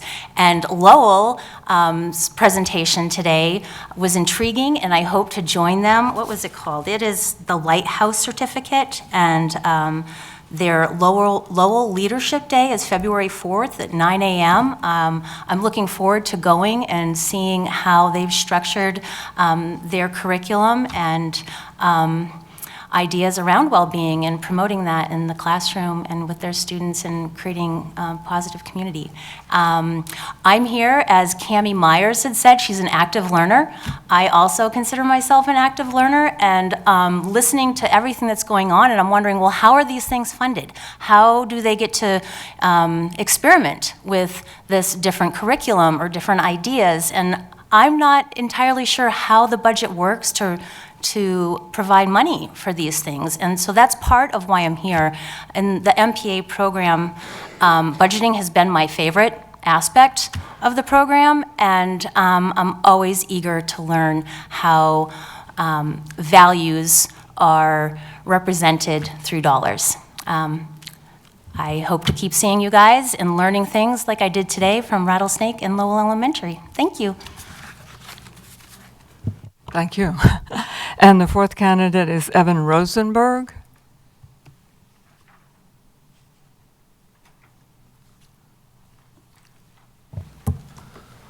Hello again. Excited to be back in front of you. Appreciate the opportunity. You know, the reason why I put my name forward is I can't think of a more important issue in our community than educating our children and adolescents. I have 3 kids that are in MCPS, 2 at Sentinel, just across the street, and 1 at Meadow Hill, soon to be in Sentinel next year. You know, I've heard other people talk about kind of their belief in public education and who inspired them. I have a similar story. My grandmother was a school librarian in public school. My mother was an elementary school teacher and then a elementary school counselor in public school. My aunt was a reading teacher and then an elementary school principal. So I grew up around public education, huge advocate and believer of it. I didn't go into education myself. I went in kind of a, you know, a very similar field, just a little bit different, where I think I told you before, I work for the United States Department of Labor. I work remotely here in Missoula. I've been here 14 years. I was in DC for 11 years. My office is still in DC. And I've spent over 25 years working on youth employment and training programs, focused on at-risk youth, both youth at risk of dropping out of school and those who have already dropped out, trying to reconnect them to education. I'm responsible for writing all of the public policy, the regulations, the guidance for all of our states that implement that program. So I have lots of expertise and experience in public policy as it relates to employment and training, which, you know, over the last few years, we've worked really closely with our Department of Education, Career and Technical Education, Adult Education, trying to focus more on the importance of preparing all of our young people for what's after high school, instead of just focusing on the college track. As we all know, the college track is not appropriate for everybody, and there are lots of other opportunities post-high school that we can do during high school to help our young people succeed in a career pathway. So I've spent a lot of years working on that. And then lastly, I spent, as I told you before, 5 years on the Target Range School Board. So I have a lot of experience serving on a school board in Missoula. I think that'd probably be advantageous, since this is, as we talked about, a pretty short stint of roughly 4 months, and there wouldn't be a steep learning curve for me to jump in and get up to speed on how a school board works and so forth. So I think I'll stop there. Appreciate the opportunity and hopefully look forward to working with you. Thank you. Thank you. I just want to inform people that whoever is successful will need to come back to the business office on Friday, the 16th, between 1 and 3 to be officially sworn in and complete paperwork. And whoever is selected we hope will stay this evening, but you can't vote this evening, and you can only speak then during the public comment. So we've heard from the 4 candidates, and do people have questions or comments? We have a motion to select one of these individuals. I'm looking at Trustee Walsh. Yeah, how lucky are we? I would serve with all of those people. What amazing candidates. That said, I would love to nominate London Meservey to serve. Do we have a second? Second, 2 of them. Leslie, you haven't seconded something today, so Leslie McShane. Now, do we have a board discussion about this particular candidate?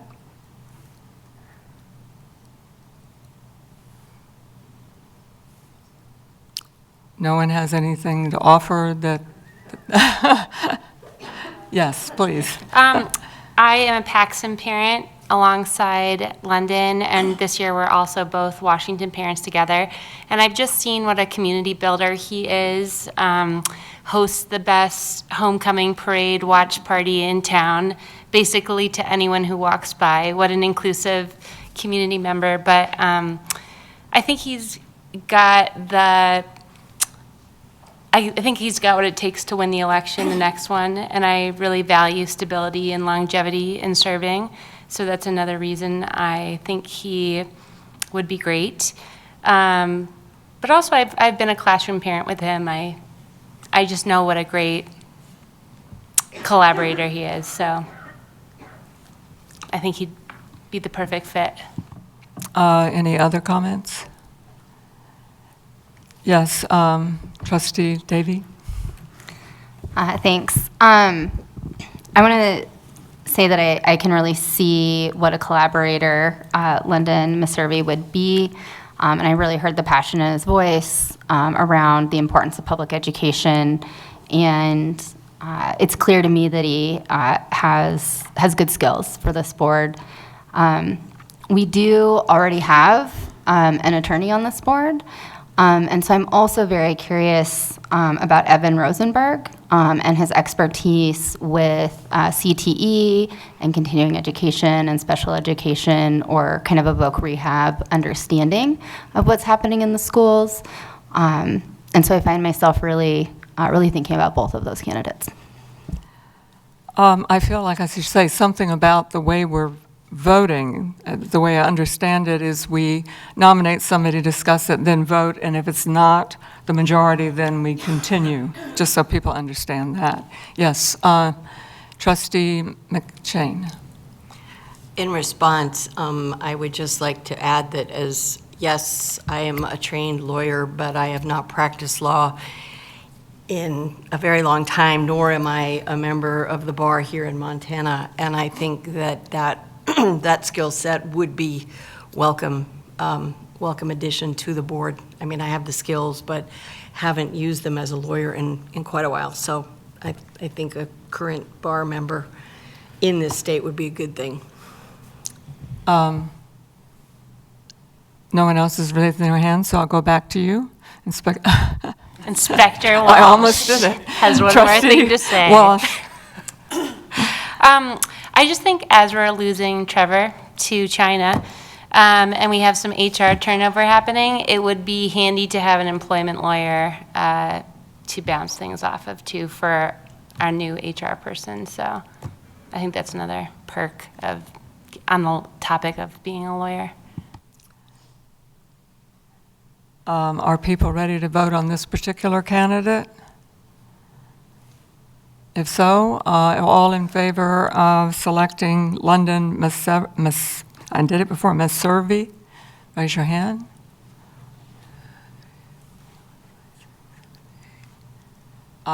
It's unanimous. Thank you. And I do want to say how pleased we were and that people stuck with it and came back. And if Mr. Meservey doesn't do a good job, there's a chance to run.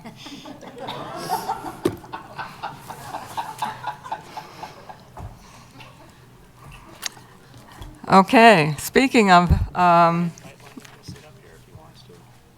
Oh, yeah, would you like to sit up here even though you can't talk? Yeah. Yeah.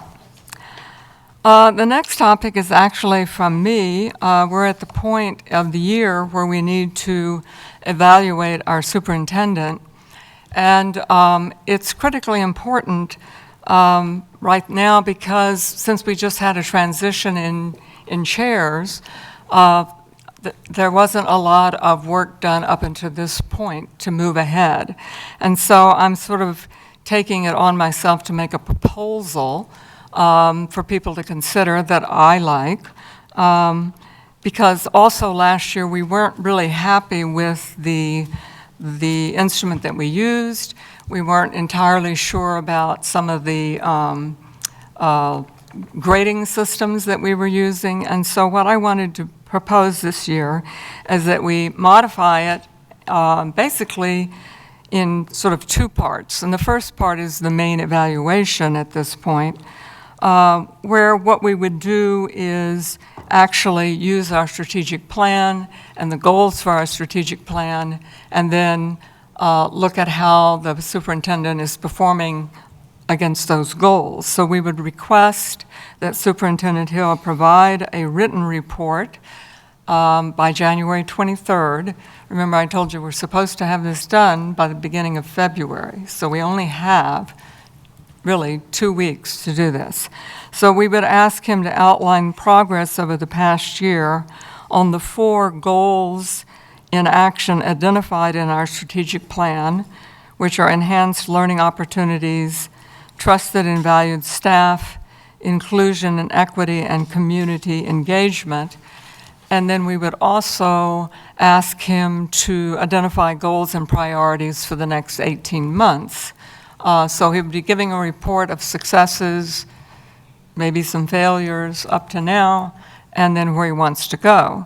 Then we would ask board members to submit their responses to the superintendent's report for each goal. And again, I'm being kind of prescriptive here, but I'm hoping people will offer ideas. We would basically be saying whether we thought the progress is on track, and there's a longer definition that I gave Trustee Juneau earlier today, but what in the world that means. Then ones that we have, that we feel need attention, that there's been some progress, but there's a lot more to do. And then finally, ones that just simply have not been addressed, or maybe there was not a good way to address them, or there was just too much to do and they didn't get addressed. But so we would evaluate each of the goals along those lines. In addition, I would ask each board member to provide at least 1 or 2 paragraphs per goal to tell us why they selected that, what's missing, what's really good, those kinds of things. Anyway, the intent is to provide an evaluation that's constructive and forward-looking. So I would ask you to do that by February 6th. Then February 2nd, and then by the 6th, the executive team would compile and distribute a comprehensive summary of the board feedback for the superintendent and the board members. And then we would enter our meeting on February 10th with discuss the evaluation in executive session with the superintendent. So I realize that this is a very short timeline, and I'm not finished yet with the next piece, but given the turnover that we've had in the past several years, and I never know whether it's to say we've had 15 new people or 19 different faces over the past 2.5 years. But so it's been, I'm sure, a difficult time for any superintendent to keep us all happy. But new members could opt not to answer some of these questions at all because you may not feel like you've had enough experience. For example, about 1 week for our newest member.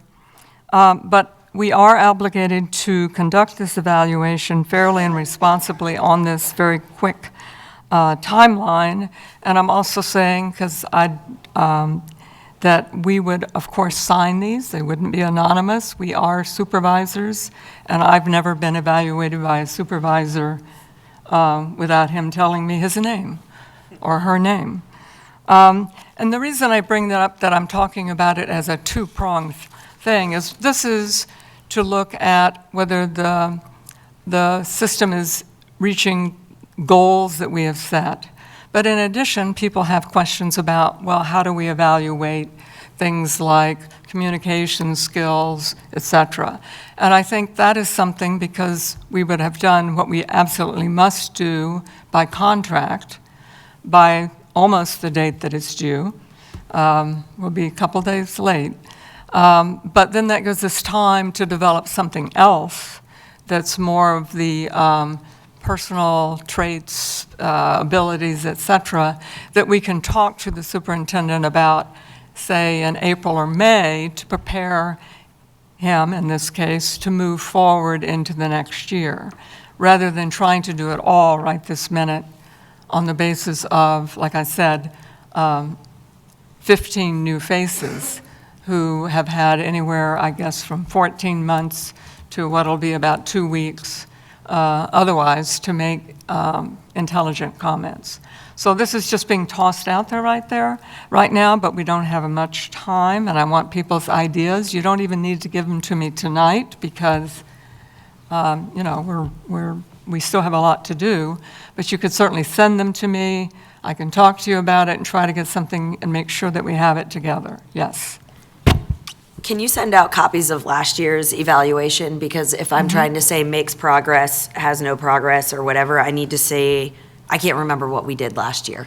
Okay, last year, and I will send it out, but last year we didn't talk at all about making progress. We talked about, like I said before, communication skills and things of that nature. So this is really the first time, I think, that we've actually sat down with our strategic plan and said, what does it say we're supposed to do?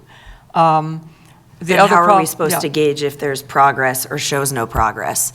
So if we're gonna enter into this the way that, and like look at it, then we need to say, this is one, and we need to be able to gauge where he's at, not, I can't say shows progress or shows no progress on something that I don't have a record of last year of. Do you understand what I'm saying? It's difficult for me to understand. I can understand. I guess what I'm trying to, I understand completely. I guess I'm trying to say that, let me see if I have, because I do have in front of me the strategic plan. I think that on track completed requires attention, but that to me makes sense as a grading rubric. I'm trying to get away from what happened last year. Me too. That would be ideal, and I'm sure Micah is too. And so I think that a grading matrix, if this is the first go-round, is important to recognize that, and that I can't say that there was progress on something that I didn't have a last year on. Okay. I guess what I'm trying to say is not progress from last year, it's progress on the goal itself, which hasn't been evaluated. So, for example, we say in the strategic plan, enhanced learning opportunities. And then some of the things that are suggested recently are all schools will ensure every classroom provides high-quality research-based instruction, etc. So we're saying, do we see from his report, and maybe from what we've heard, that we are aligned to our state standards and that we are moving in the direction of making sure that every classroom does this? In other words, we have some benchmarks, we have some programs, we have things being developed. You're right that we're not comparing it to last year, but if you look at it and there's nothing, that's pretty simple.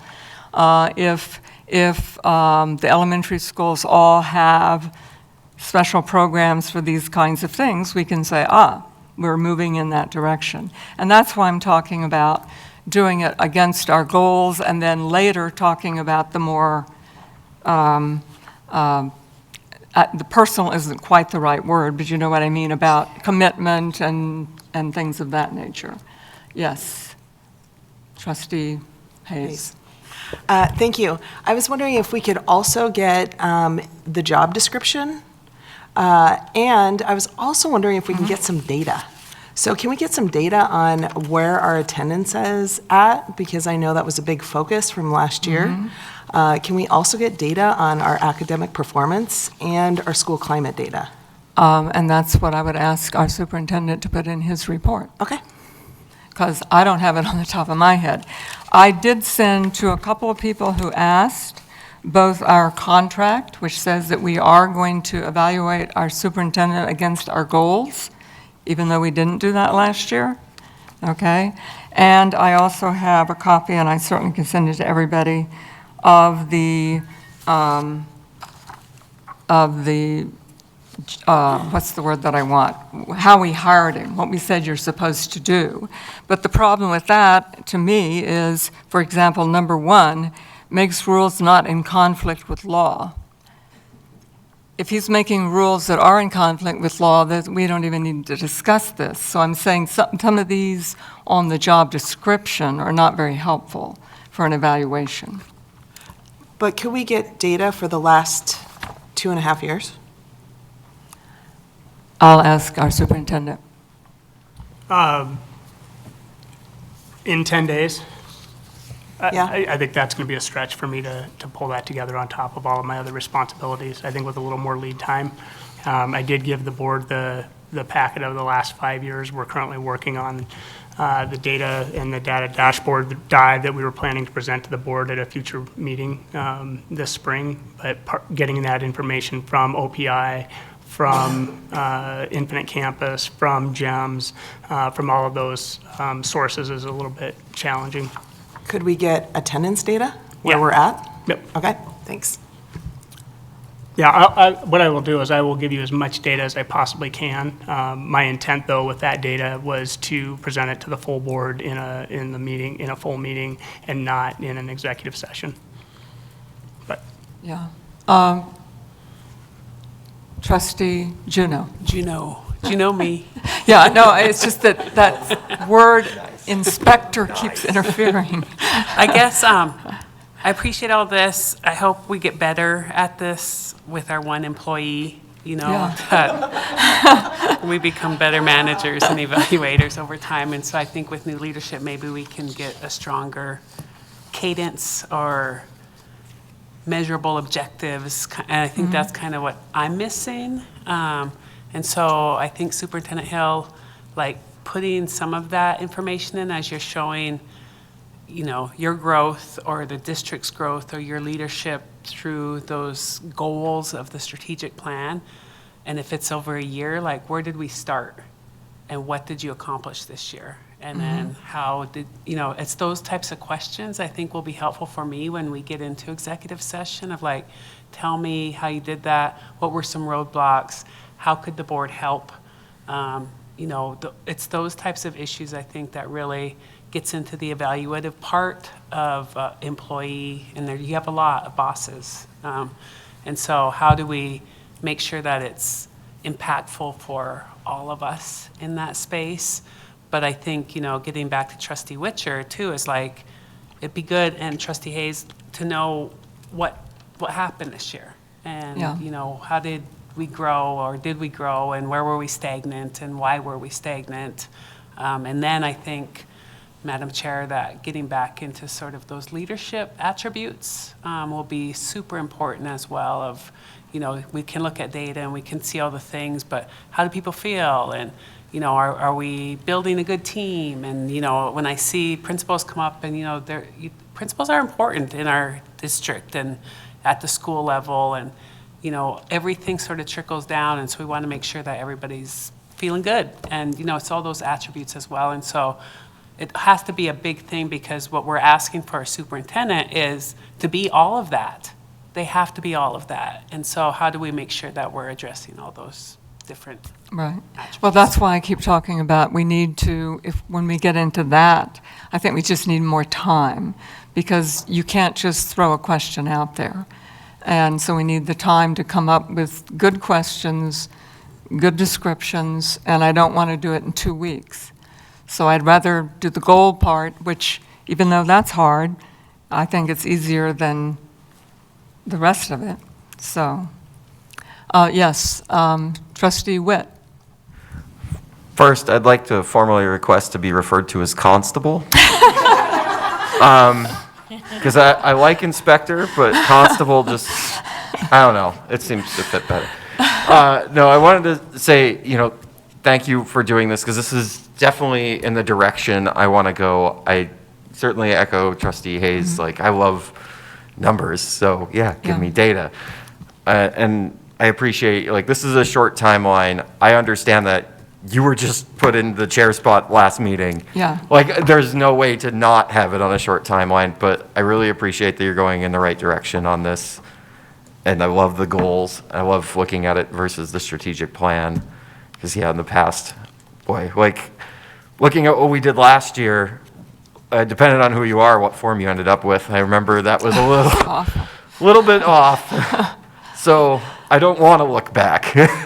I want to just go forward. Here were the goals, and get some good data. Well, I think it's also complicated, though, by the fact that we just started looking at our strategic plan as well to start making a lot of changes. But that should help in the next year, because we should develop some metrics that will be useful. But we have a way to go. Yeah. So I want to leave it at that and hope that people are going to trust me to, I'm sorry, just 1 minute. People, please trust me. And now, Trustee Walsh. I just want to say, as a parent in the district, I fill out the school climate survey, and as a PTA member, I get to look at our school's results, which I love. And one of my favorite things this year was we got to see in the climate survey, the teachers, the students, and the families all fill it out, and we got to see the teachers' results and how they felt about their work climate, and seeing that teachers were feeling like their job was feeling more satisfactory to them this year than last year, as a parent, made me feel so proud. My heart soared at that, and I think that kind of 360 data would be good for us to collect in that second part, and we could even use our school climate survey as a model for that. And then we're assessing ourselves kind of the same way at all levels. So just as a thing we could look at. I wonder if, should I put you on the spot at all about what you think about this particular approach? I actually welcome the approach. The last 2 years I've had 2 different forums, twice.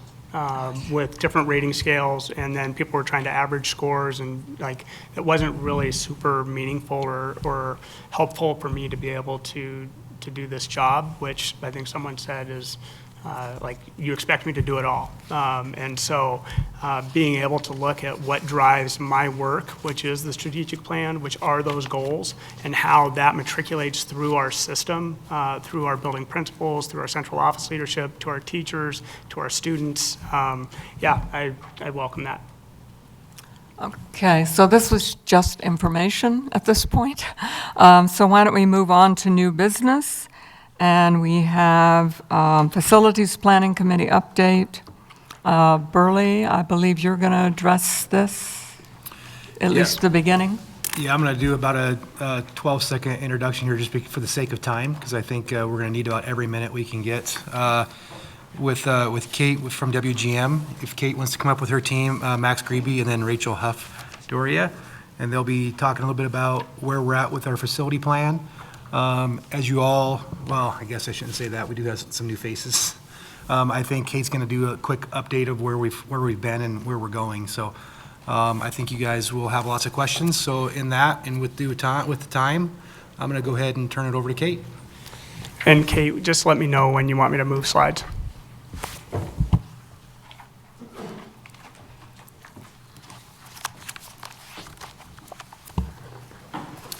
All right, thank you very much. So I'm Kate Dinsmore. I am a planner, landscape architect with WGM Group. I'm here tonight with Rachel Huff-Doria, who's been helping out with public engagement facilitation with this project, and Max Grebe, who is an architect with LPW Architecture. I am going to ask you, hopefully this presentation isn't too long, but I am going to ask you to hold questions so that we can get through it, because I'm sure you will have questions at the end. So why are we here? I'm hoping all of you had some time, or at least familiar with the project, and have had time to check out the project website. But the planning committee for this project wanted the Board of Trustees to have an update on the properties plan prior to the final plan being completed, so that you have some time to ask questions and provide feedback that can be incorporated into the plan. I know that some of you are, if you're new to the board, don't feel like you have to get all the details tonight. I'm happy to have like a offline one-on-one conversation to answer those types of questions, because it's a lot of information. Sorry.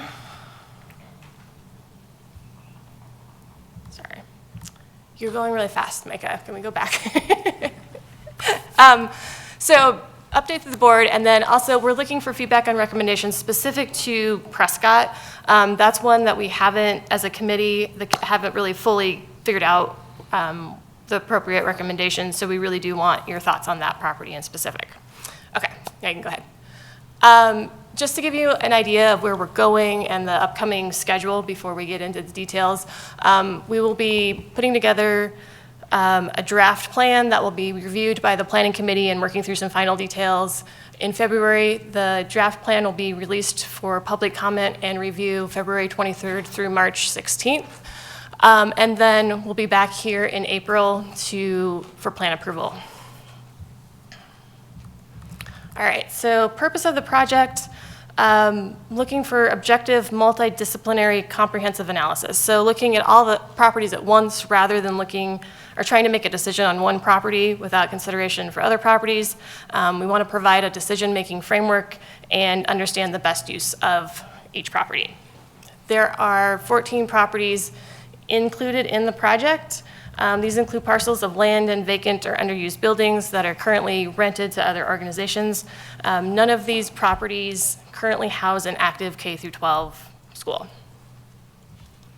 The project goal to help guide the project is to ensure all properties are being used to further the core purpose of MCPS, to engage all students in a high-quality education that empowers, inspires, and prepares each student for the future. Challenges we're addressing. So this is just kind of to better explain the why for the project, and these are a little wordy, but we're aiming for clarity to really explain these challenges. So it's really around having limited to no funding available to address ongoing safety concerns and deferred maintenance. That's been a really driving piece of this project. Uncertainty for MCPS and non-MCPS programs that are seeking stability and a long-term commitment from MCPS. An example of that is the robotics club that's using the administration building. Uncertainty around MCPS properties where there's like a high interest outside of MCPS use or MCPS for alternative uses. Uncertainty on how vacant properties should be used and if MCPS should maintain ownership of those properties. And then the last one is this belief that the public has the right to access MCPS property, and it should be there for broader community benefit. But there are some challenges around that with financial and property sustainability challenges in achieving that goal. And then looking at the why behind the project from a financial perspective, and I'll provide this, there's more detail to this, but I simplified it down just so it fits on the screen for you today. But if you project this out for the next 10 years and you look at the income that is currently being generated by the properties through leases, and expecting that to go up a little bit over time over the next 10 years, and then in your expenses, you've got all the deferred maintenance, ongoing maintenance that needs to happen for these buildings, and that's spread out over 10-ish years. You can see where basically after 10 years, you've got about $10 million you have to come up with to keep these buildings maintained and in a good working condition. And so that is really the main part of the problem that we are addressing and the challenge that we're addressing with this project. Question about that. That's to maintain the properties that have structures on them or the properties that are just open space? That is what it takes to maintain the buildings. The properties that are just open space, there's not a cost associated with those. Correct. All right. Project process, we began with defining the process and needs. We then did data collection and analysis, and then we've been working on the plan development and are working, and we're getting into implementation. The recommendations that I'm about to share with you are not fully developed with details around implementation. So that'll be coming with the draft plan soon. So there's a couple pieces there that there's probably some information you're going to want that we just haven't fully developed yet, but it is coming in, we're working on it. And just to kind of set some expectations around recommendations and implementation, we're working to make those as clear and specific as possible. I think there will be work that needs to continue after the plan. So, for example, if there's a recommendation to trade or sell a property to the city, there's going to be a process after this plan where there's a negotiation with that and a discussion with the city to really determine if a trade or a sale is the best fit. So we're going to give you the foundation to make decisions and as much detail as we can through this process. And then Rachel's going to discuss public engagement to date. Okay, well, thank you. Yeah, I want to share a reminder overview of the phases of public engagement that we developed, and then I'll discuss our most recent phase of engagement this fall, followed by just a little bit of what we heard during that engagement. And so our initial phase was back February, March of last year when we worked with the planning committee to develop a thoughtful approach to engagement that include developing public engagement principles that were leading the way that we design the engagement. A couple of attributes you'll notice in that process include multiple opportunities for engagement.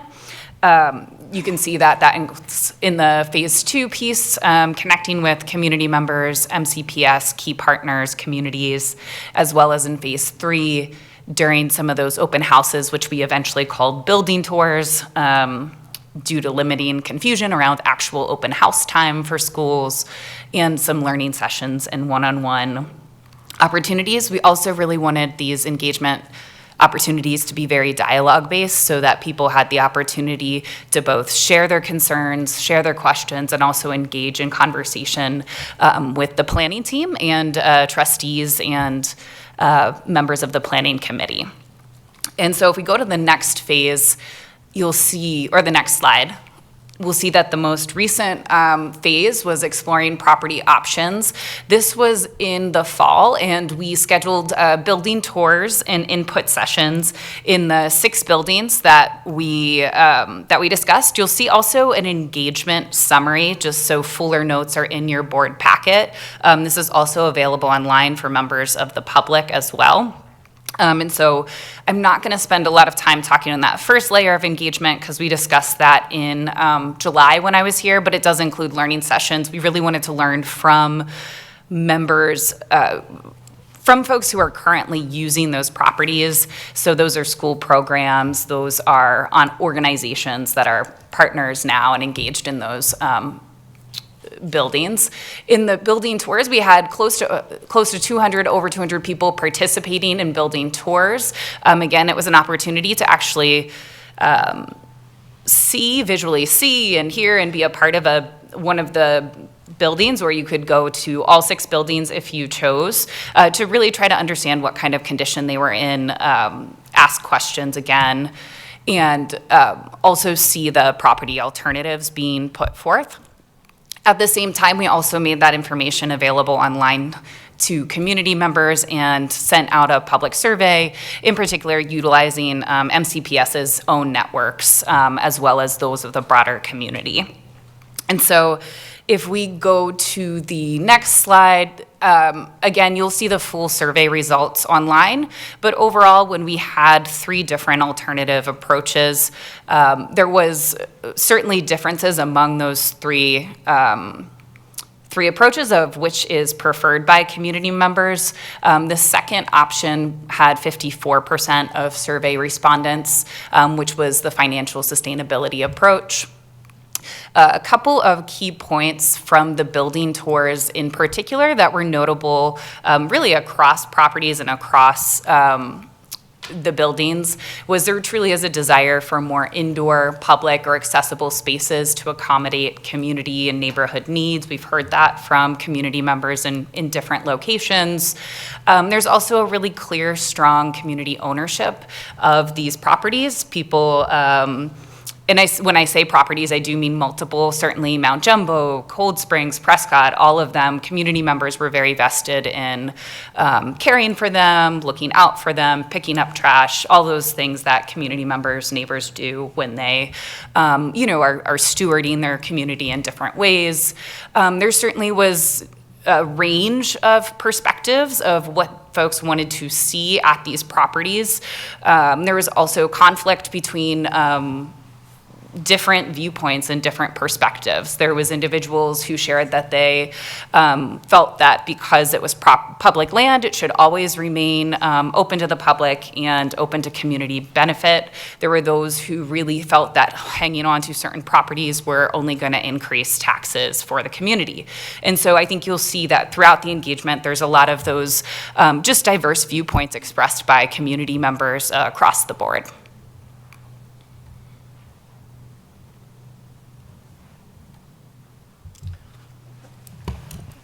All right. So I'm going to go talk a little bit about how the properties were evaluated. I'm not going to go into a lot of detail on this or go through each of them individually. It is on the website for review.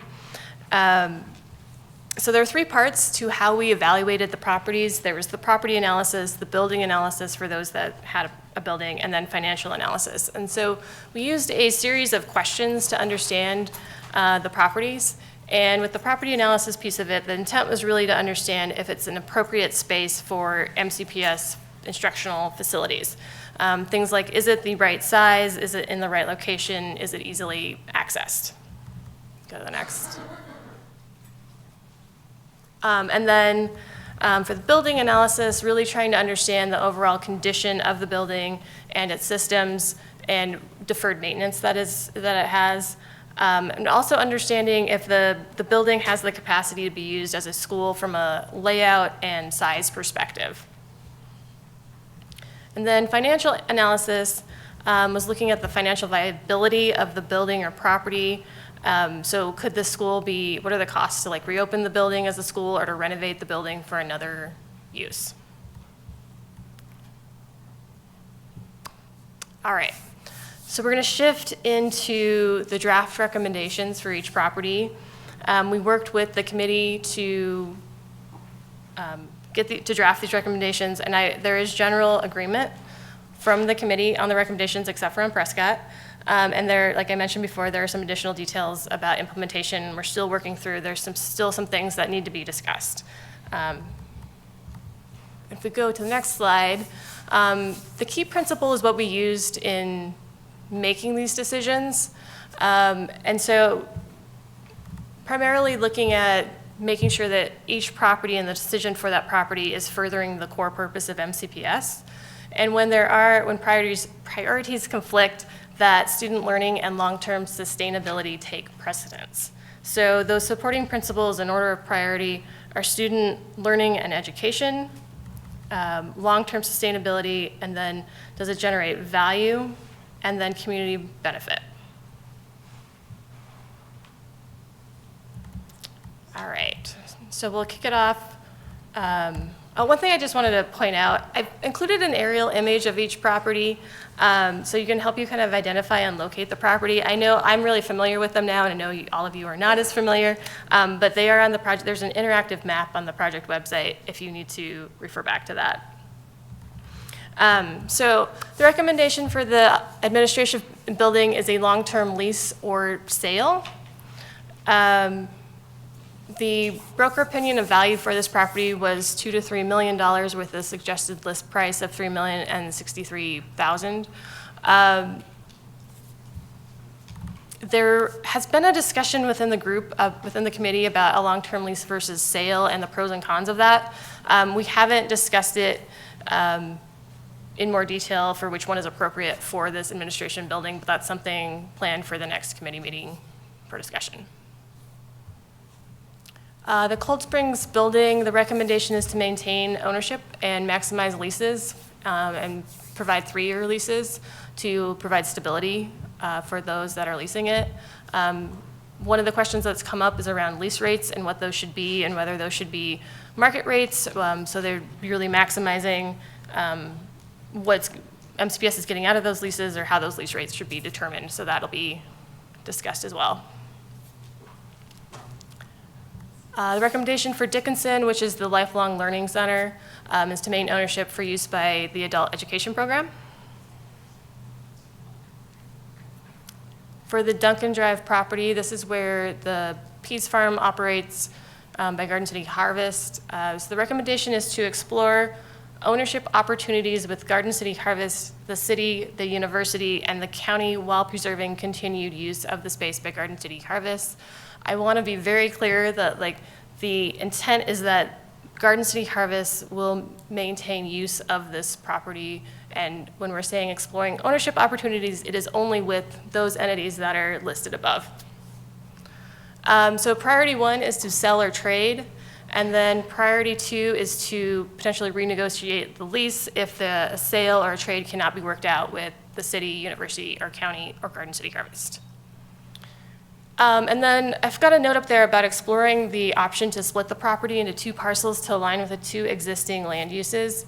So the reason that that's on there is because there are only so many resources available to the city and the county, and we recognize that. And so it's possible that, and this has not been something that's been discussed, but I just want to put it out there as the reason behind this, is that potentially the county may have open space funds that could pay for the piece that the Peas Farm sits on.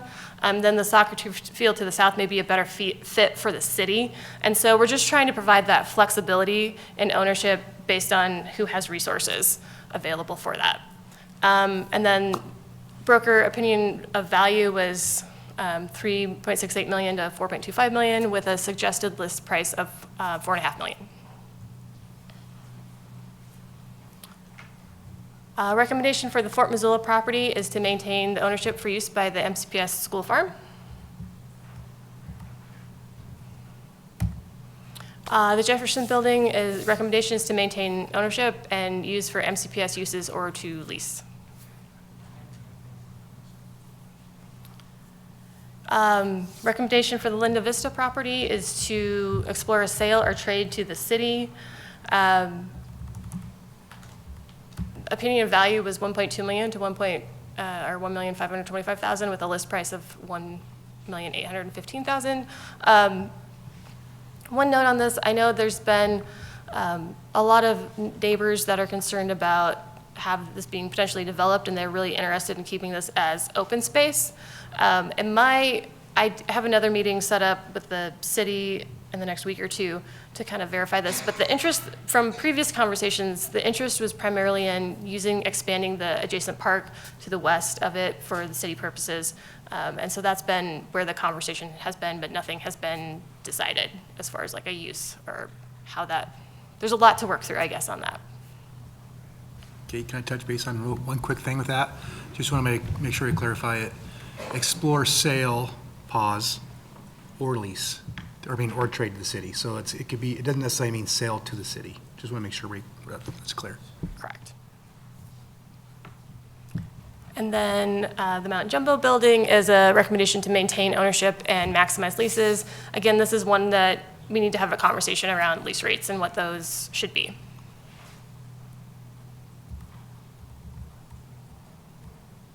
All right, Prescott building. So we've had a conversation or discussion with around 3 different options on this. And I also want to point out that this was one of the last properties we discussed in our last committee meeting. We kind of ran out of time and people had to leave for other things, so we didn't fully get to discuss it. But I think this is a great one for the board as a whole to weigh in on. So the first option is a sale or lease that would maximize financial value. And then the second one is a sale or lease with an RFP. An RFP is a, oh my gosh, I just blanked. Request, sorry, request for proposals. So basically what that, the idea behind that is that you can put some some requirements on who might want to lease it or sell it so that you can align that with your values. You can really structure that in whatever way you want. The trade-off with that is that if you're going to put restrictions on it, you're going to limit who's going to be able to respond to it or want to respond to that, and then you're likely not going to get as much value, financial value out of that. And then a third option that has come up, and this came up in conversation with the community, is this idea that you would demolish the building, which would mean there are no more ongoing costs associated with the property. And then another thought around that is that demolishing the building now, it's going to be less expensive than it will be in the future. And then MCPS would basically not be maintaining that property any longer, but it would be available for future consideration, for future ideas. The property has been valued at $2.1 to about $2.6 million. When I will also point out that the Sterling was the one that evaluated this, and one of their thoughts was to keep the building because some people may want the building rather than demolishing it prior if you're planning to sell it.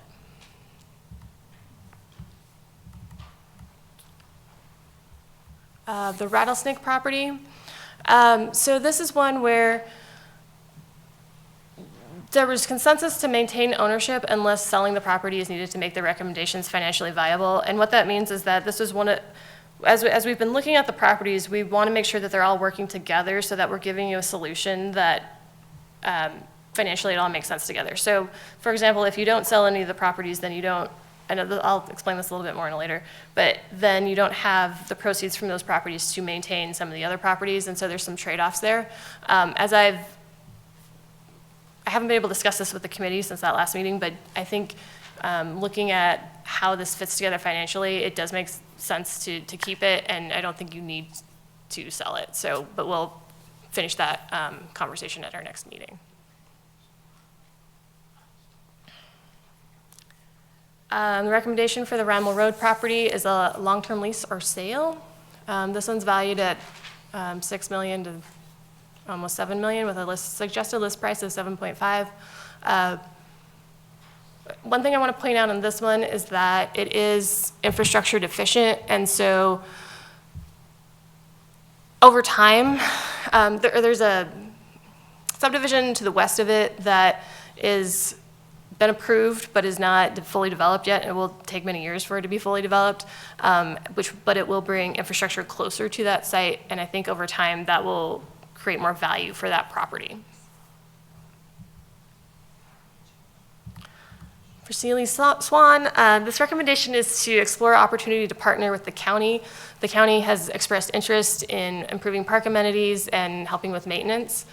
One of the things, though, that the committee was concerned about is that if it becomes a park, then it's hard to pull it back in to use for MCPS uses in the future. So the solution was to provide limits to the park area to ensure that flexibility for future uses.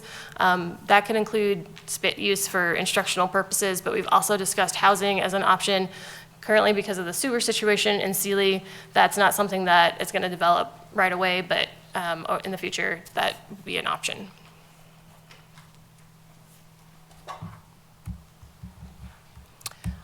Tool Park recommendation is to maintain ownership and the current uses.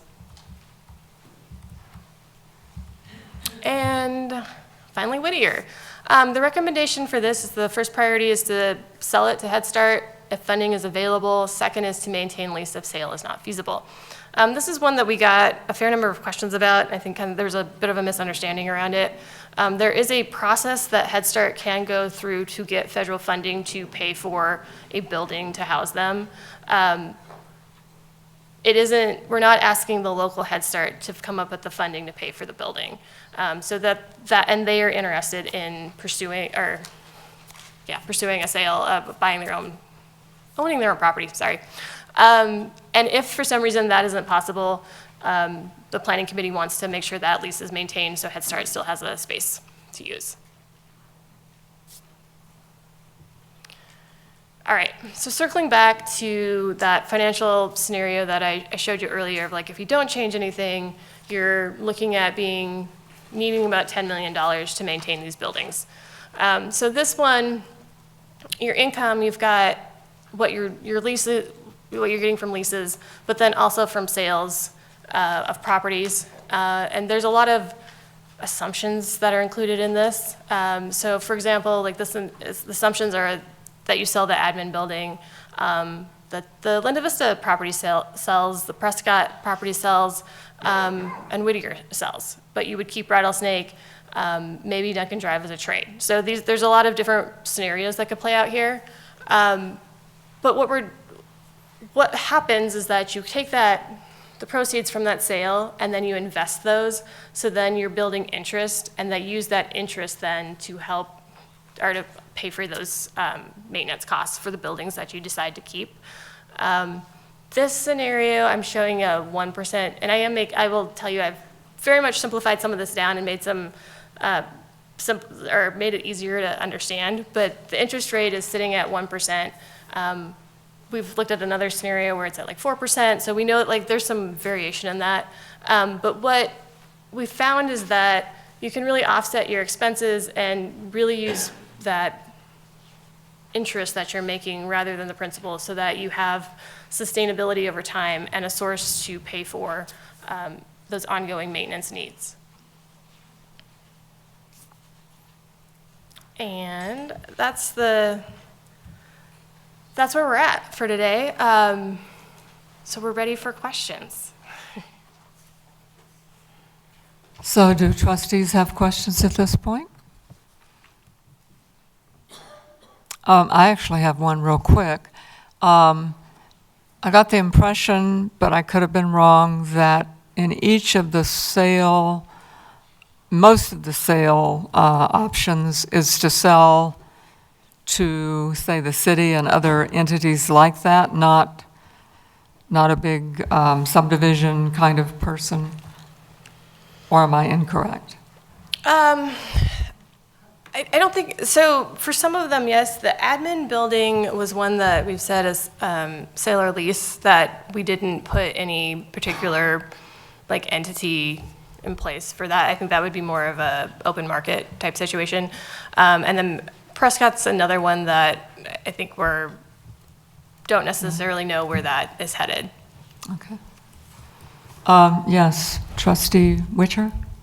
But I think it's important to have multiple community engagement around the Duncan Drive property in particular. I think I can speak for the administration and my fellow trustees when we understand the value of the Pease Farm and what it means to our community as a source of food for underprivileged senior citizens, agriculture, and all those sort of things. We understand and fully, and that's why the recommendation is to explore ownership opportunities with Garden City Harvest, the city, the university, or the county, while continuing to have continued use as the space by Garden City Harvest.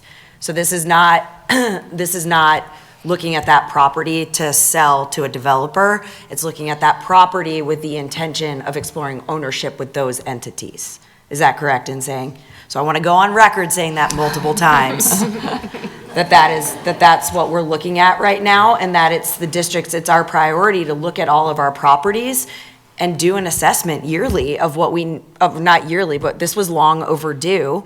And right now, it's not our intention to walk away from any type of agreement that we've had in the past, but we're exploring options in that avenue. Yes, Trustee Walsh? I say this in every committee meeting, in the facility committee. It's dangerous and expensive to let buildings rot. It's bad for our community. It's not us being good stewards. And I want to thank WGM. What a wonderful process it's been to work through this with you guys. I think in 10 years, we'll look back and think that this was worth every penny. I don't think we could have done this on our own. Rarely do you hear that said about consultants, but I, 10 toes down, would say this has been incredibly valuable just to give us the full picture.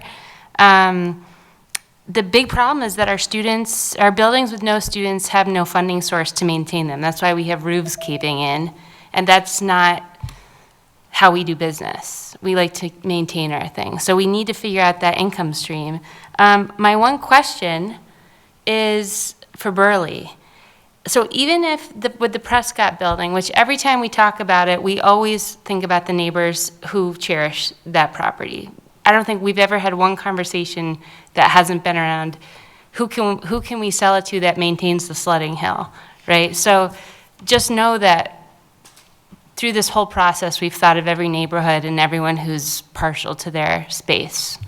But Burley, even if we scraped that building, which is the dangerous and costly part of maintaining that space, how much are we spending on maintaining the land, watering those fields, keeping that? That would be an ongoing cost. Yeah, so right now, Prescott is, we irrigate the property from the lawn. It's not a lot. We don't spend a ton of money there. We spend more money in vandalism, repairs, replace, and then like right now, I think, I don't know how many, we have like 13 broken windows there. We've replaced windows and they get broken again, and at what point do we stop? And so it's kind of this never-ending battle. I don't have exact numbers. I know within the last 2 years, we've put about $75,000 into it because we had the internal rain leaders from the roof drains were all broken and decayed. They had tree roots in them, and they were flooding the roof to the east, and then it was getting so deep it would leak into the mechanical and into the old locker rooms off the gym and then flood the gym. That happened about 3 times. So we had to spend about $75,000 to do that, replace a new curb valve, and do some plumbing underneath the building. So it's those kind of things that we don't necessarily plan for. It's not necessarily the day-to-day for the irrigation and even replacing a window. It's more about those bigger things that come up when you have roof leaks and you have other larger costs that are involved. Yes, please. And that $75,000, that is money that we could have spent on buildings that have students in them that need lead pipes replaced, or is that $75,000 coming out of like the rent we charge? Yeah, that money, those funds came from the permissive levy that we vote on every year as you trustees do.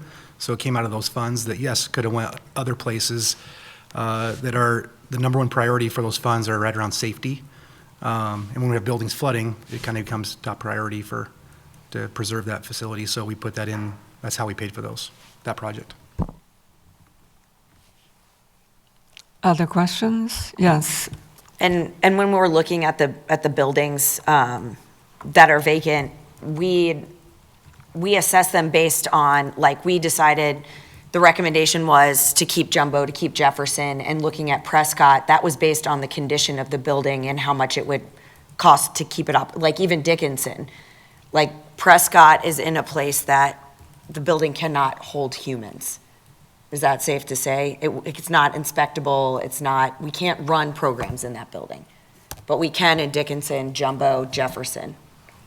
Yeah, that's correct. The boiler is no longer alive. So, and a boiler, and just to give you some numbers, we replaced the boiler at Jefferson in 2022. I might be off a year. These numbers they all kind of blend together, but it was right around $750,000. And you talk about the abatement, and that was actually a fairly cheap project just because we were able to do some things creatively in the way the building was designed to make that work. But that was all new. That was a new boiler system with steam. So it was a steam for steam replacement with some all new HVAC controls. And so I think Jefferson might be a smidge bigger than a little bit bigger than Prescott, but not by a lot. And so, then you look at inflated numbers, you might want to add 25%. If I was budgeting something, I'd probably average 25 or 30% to that, given today's numbers. But you have electrical issues as well. You have piping issues. And so, yeah, there's quite a few things there. We've talked many times about potential leasing that building, but we would never put people in there. Other questions? Trustee Juneau? Yeah, I just have a question about the Midtown plan that's going on? Is it going to impact this area for the administration building is eventually or adjacent to? And is there any wisdom in holding on to it for a bigger price later? Are you referring to the Midtown Master Plan? Yes. I don't think that I don't think that that project limit's extended that far. I hadn't really thought about it in those terms, I guess. I don't know that there's I think the master plan build out, that's decades out. It's a long time, and I don't think hanging on to the administration building for that amount of time makes sense based on the condition that it's in. I think that Max, maybe you can speak to this a little bit more as far as the condition, but I feel like the amount you're going to have to put into it to just kind of keep it where it is over the next couple decades probably doesn't make sense because we didn't identify an MCPS use that would really fit that building and pay for those upgrades. Yeah, just to address the administration building, and it's in fair condition overall. The systems function reasonably well. It is partially occupied right now, but I would make the assumption that deferred maintenance would outpace escalation over the long run. Would be my guess on that.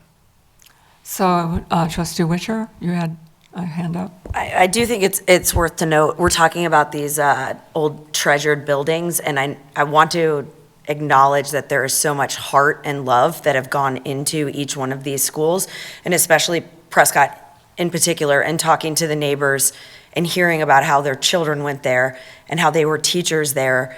I feel like we're very nuts and bolts right now, but I just want the community to understand that every trustee here, like I have connections to my first elementary school. I can remember the layout. I can't remember much about my life, but I remember the layout of my elementary school.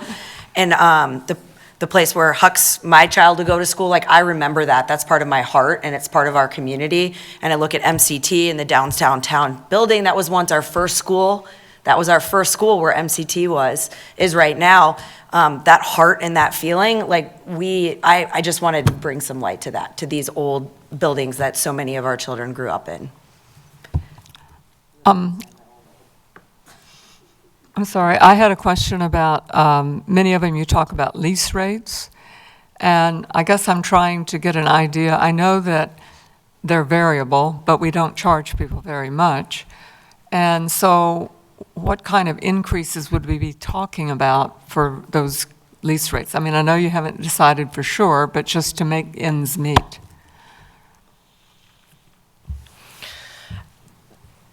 Like I said, we haven't fully discussed this. There was a comment that came up about should MCPS be charging market rate or less, and like how should that be structured? And I think that's just a conversation we need to have. If anyone on the committee wants to add more to that, feel free. I don't really have any other context beyond that. Yeah.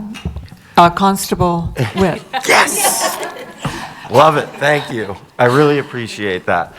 Well, I mean, we do have to look at each individual property. We talked about how when people are looking to lease space from schools, well, schools are unique, for one, but they also look for a deal right away. So, like, market rate is a really difficult thing to come up with because there's not comparable properties. And then, yeah, whoever's coming to you probably is looking at a deal. But like certain properties, like let's say Whittier, if Head Start isn't able to buy it, that lease rate, like we were charging them, what was the rate we had, Burley, and then what did they ask for? Can you just tell me really quick? For which group? For Whittier, for the Whittier Child Start? It was $1 a year. And, Okay. And we do $1,000. Denise, I'm looking at you. Is it $1,000 a month now? For lease for Whittier? Yeah. So there's just a lot of variability on them, but the point is, like, that one, we know who the tenant's going to be, right? If we're keeping it, we know who the tenant is going to be. They've got some funky things with federal funding, like we talked about, how they can purchase it, and then they would have to file a federal interest in it. There's a whole process for that. But on the lease side, for them, they have a whole nother thing that's going on because they have to have a non-federal match of Like, as they get federal dollars, they have to have non-federal dollars matched. What they're going to do is, if we lease it to them, they get the money from the federal government to pay us that lease rate. But they take that other portion, the difference between what they call fair market value and what they're paying us, and they take it as part of their match that they are required to get. So there's a whole lot of funkiness in there. So I think this is a long way of saying, I have no idea, and no one does. Market rate, who knows what that looks like? And we got to find people that aren't always looking for just a screaming deal. I know Burley's office gets calls all the time saying, I want to rent the gym. Wait, I have to pay for that? I already pay my taxes. Why do I have to pay for that? I'm like, well, because we have janitors and stuff, and you're using the space. So it's a big mess. The other thing I'll add to that too is it becomes tough. We're not the best landlords. Our priorities to our students and our staff. And so we understand that there's going to be, the market value may not pertain at times. I'm not saying it doesn't, but we have to, maybe consider that a little bit when we're looking at our lease rates.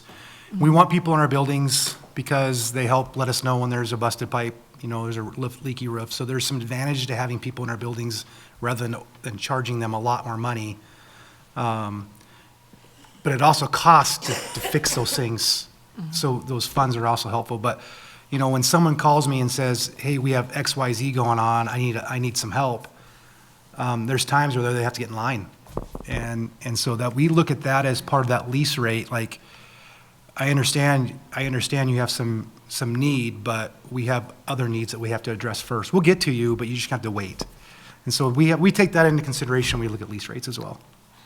Okay, if people have burning comments, please make them, and then I want to open it up for public comment. I just have one more question. We talked about this slide and the dollars, and we know there's a lot of assumptions, and we don't know a lot. But is this a closed loop? Like, does this stay in the deferred maintenance area for other buildings, or does it go to general fund? Where do those dollars go? Yeah, so the intent behind this is a separate account for these properties. Like, this does not go into the general fund. And this was a big concern that we heard from the committee and also from the public, that if you sell a property, potentially you sell it for $2 million, that could be absorbed and used in a second and it's gone. And then you've lost your property, which had potential value for the future. And so what we're trying to say here is that you keep that, whatever your proceeds are, you keep that separate. It never goes into the general fund. This is really for keeping these other properties maintained long-term.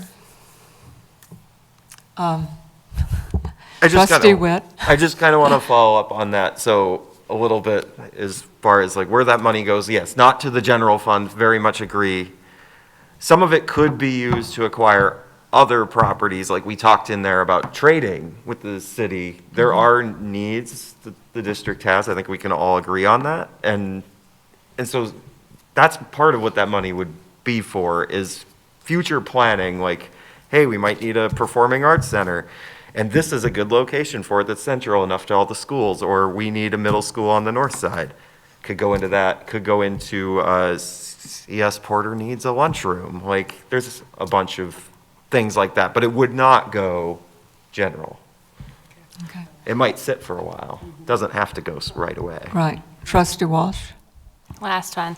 I just want to bring us back to Helena had to pass almost $300 million bond this year to build a new high school because their deferred maintenance had gotten so out of hand. And I think this is really us doing an excellent job getting ahead of the ball. We are, this is happening across the state. There's another district, I think this week, they're voting whether to tear down a historical building because they just cannot maintain the safety of that building in their community.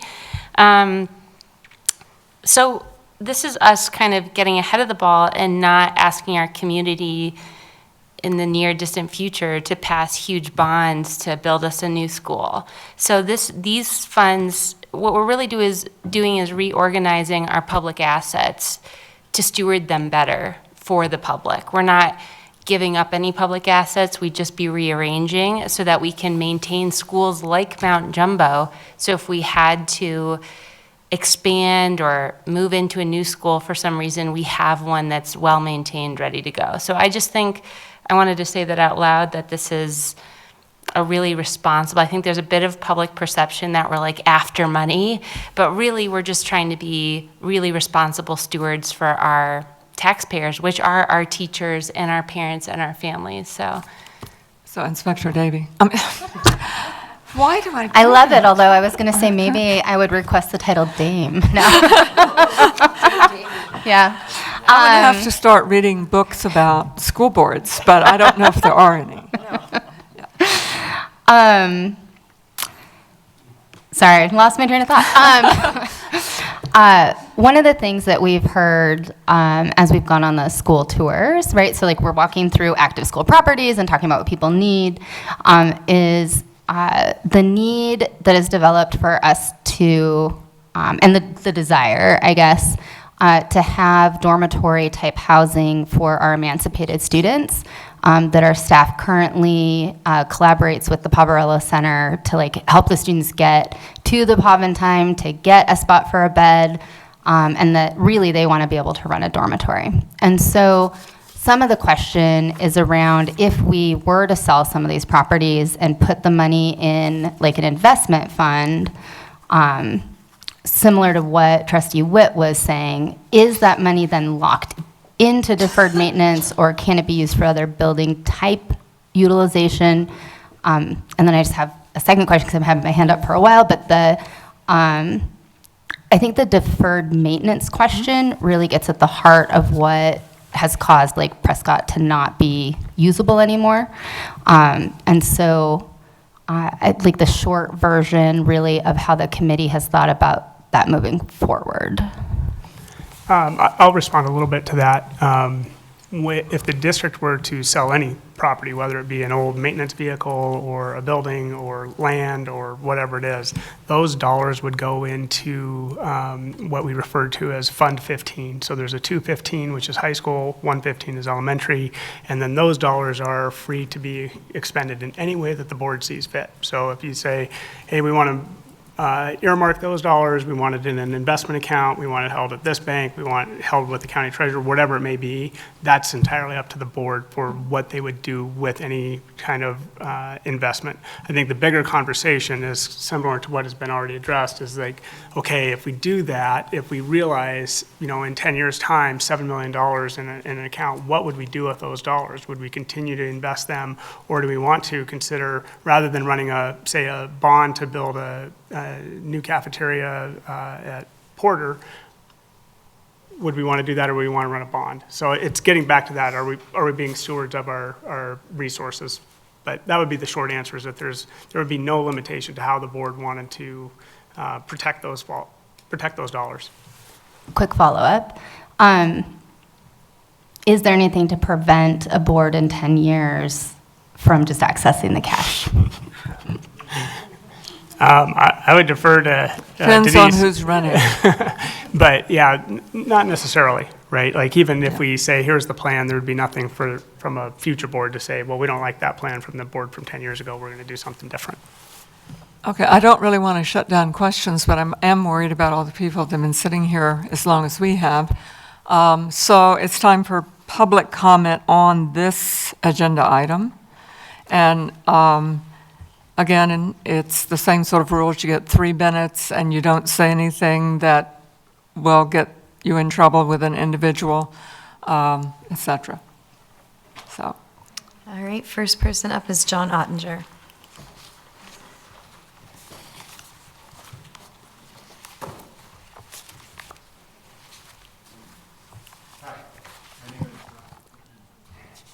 Hi, my name is John Ottinger. I'm the spokesperson for the Peas Farm Old Boys Soccer Group. Thank you for the opportunity tonight to provide additional feedback on the MCPS properties plan, specifically on the Duncan Drive property. Our goal is to ensure the Duncan Drive playing field remains a playing field for the long term. We know there are a lot of parks within the city limits that have been sold or given to the city to be managed by the city Parks and Rec, and we fully support that happening with this playing field. We recognize that you folks on the school board have to balance fiscal obligations to prepare for the future. The following details are intended to help you with this decision as it pertains to the Duncan Drive property. So the history of the Duncan Drive playing field. In 2008, our group and nearby neighbors built this playing field with donated labor and money and with the written support of MCPS and the City of Missoula Parks and Rec Department. We built this playing field with two goals in mind. One, to have a playing field in the Rattlesnake for kids and adults, and two, to not have houses built there. Our Old Boys group members are the volunteers that change irrigation pipes and start the irrigation twice per day. We always intended it to be a neighborhood resource available to all, and it has evolved into exactly that. In 2014, MCPS and the city signed a 40-year lease on the Duncan property, which includes the Pease Farm and Duncan playing field. Some important points. It is a 40-year lease that expires in 2054, which supersedes the previous 10-year lease. Either party can terminate, but only with 3 years written notice. The lease states that the Duncan Drive playing field serves as a youth and adult sports field for groups and citizens, primarily from the surrounding neighborhoods, and it also states the 3-acre portion shall be used for outdoor park and recreation playing fields, which reinforces the long-term value that the city and MCPS sees in this remaining of playing field. The lease also states the city is granted first right of purchase. Missoula Parks and Rec has a stated goal of having parks in all neighborhoods, and that includes playing fields. The Duncan Drive playing field is the only public sports field in the entire Rattlesnake. In conclusion, it's clear what the intended use is for this playing field. We built this field with our own money, our own blood, sweat, and tears, literally picking rocks, hauling in soil, leveling and planting grass.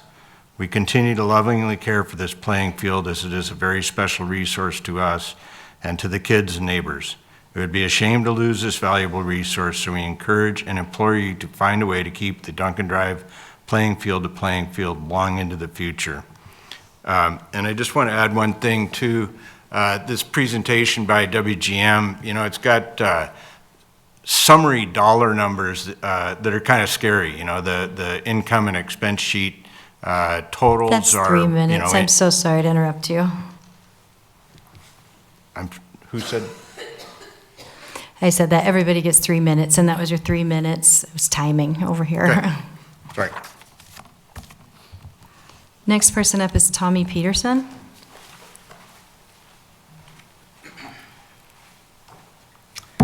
Thank you. Yeah, Tommy Peterson. And I'll just finish, I think, what Otto was going to say here as far as the scary numbers go. The Duncan Drive property is not really a property. It's not a building there. The Pease Farm is a little different, I mean, in the sense that there are some buildings there, but we're not addressing those. We're just addressing an open space, a field. So I think that Otto was going to go with, the expenses there are very minimal. And the watering and care of that field is done by the Old Boys volunteer group. And we work in cooperation with the Parks and Rec with that every season. And so it's a very low cost, again, with the numbers go. So I'll just stop there, but just to say it's a really multi-generational space. Not only do old boys play there, which are over 40, I'm a bit over that, but on Sundays we have what we call family matches. And it's really important that I mention that, just in the sense that these are kids.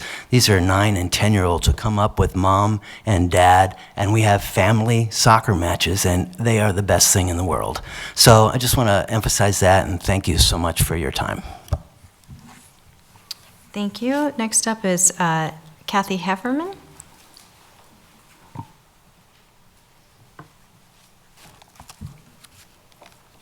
Hi, thank you for your time. My name is Kathy Heffernan. I'm speaking on behalf of the North Duncan Drive Neighborhood Association. It's a neighborly nonprofit of which I'm a member. The North Duncan Drive Neighborhood Association encourages Missoula County Public Schools to retain the property, which includes the Pease Farm and the Duncan Fields. I would also say that we would support a transfer in ownership to the city, county, and/or Garden City Harvest, but I don't understand how any of those groups would be able to afford $4.5 million to pay for that. As neighbors, we recognize the educational value the Pease Farm holds for countless school children and teens. Many of our children and grandchildren have used the farm as an outdoor classroom while they were MCPS students. In addition, the farm is a mentoring space for teens, an educational space for college students, and a gathering space for the public, as well as a source of nutritious food for many needy Missoulians. In Duncan Fields, many of us picked stones and watered grass to create the playing fields that are now Duncan Fields. The fields are in near constant use for both organized and casual recreation. We encourage you to retain both the Pease Farm and Duncan Fields as valuable community resources. Thank you. Thank you. All right, next is Angie, and I'm sorry, but I can't quite read your last name. Beautiful handwriting. I just can't quite read it.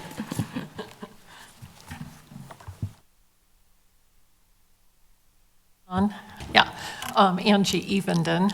I'm in the Lower Rattlesnake neighborhood, and I'd like to speak about Prescott. And I would like to encourage all of you to take a bigger picture, longer-term view of your role as trustees and trustees of the public trust and resources. And these are taxpayer resources. We've been funding schools forever. And Prescott in particular is a very beloved and iconic property that we've already heard from other people on the board tonight. It was a school before there was a neighborhood, and now there's a neighborhood and there's a school property. And it just seems like over time, we humans on this earth are just like scrunching up every last little piece. And to see Prescott sold for maximum value for short-term gain, when I hear that the board will have latitude, whatever to do with that money, that you would trade a resource like that for a short-term need or something over here.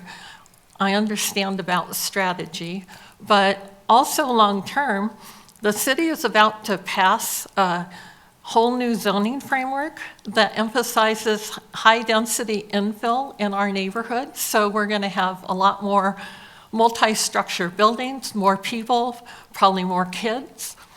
I would think long-term that you would want to retain the option of having that as a school. And I've talked to Misha and others, and I understand it doesn't fit the model of a school now, size-wise and all those things, but some of us have been around long enough to see that things change and our view of things change. So I would like to ask you to take that longer-term view before you start disposing of properties that we would never, ever get back.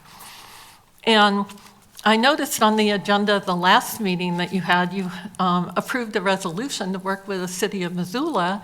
And one thing you could do with the Prescott property, it used to be an active T-ball, after-school program, recreational space. That changed with the new parks out by the fort. But Prescott could be looked at in this new partnership that you have with the city Parks and Rec. And I guess I'd like to comment on the deferred maintenance situation. And I totally get what you all are trying to balance. It's like there's not enough money for everything. And it's like, I understand that, but I also understand that on some level we can't afford to trade away what we would never, ever get back, particularly for some special project over here. And you've That's already 3 heard of— minutes. Thank you so much. All right, well, thank you so much. Sorry. Next up is Peter Lesia.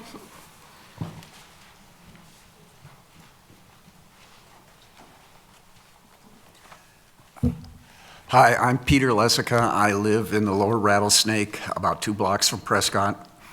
And I'm just going to mostly give a little history here. About 5 years ago, I and Martha Newell, who was my neighbor, met with 4 people from MCPS.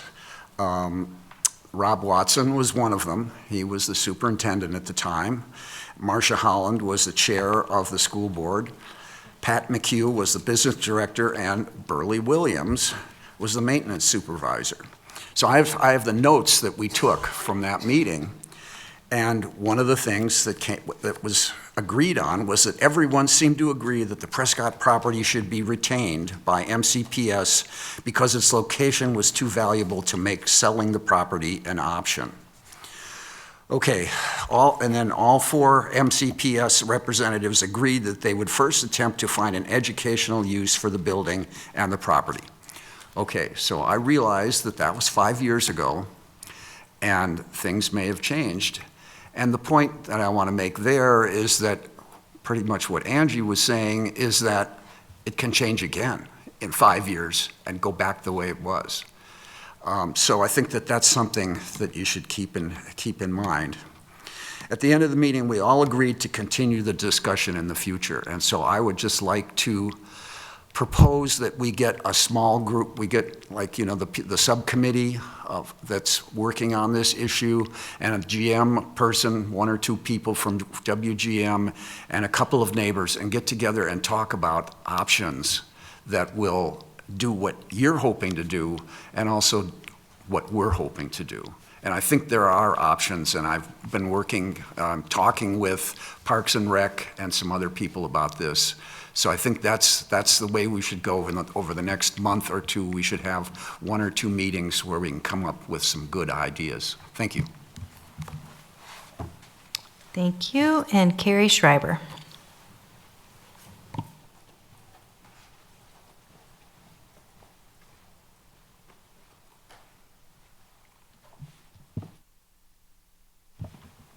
Hello, do I have this pressed on correctly? Carrie Schreiber from Southgate Triangle, here to talk about Whittier School. My mother was a teacher there in '69, and now with Head Start there, I really enjoyed taking the tour and learning about the building needs and more about Head Start's needs. My understanding from the director of Head Start is that it would be a considerable challenge to, even with this other funding, to buy out the property.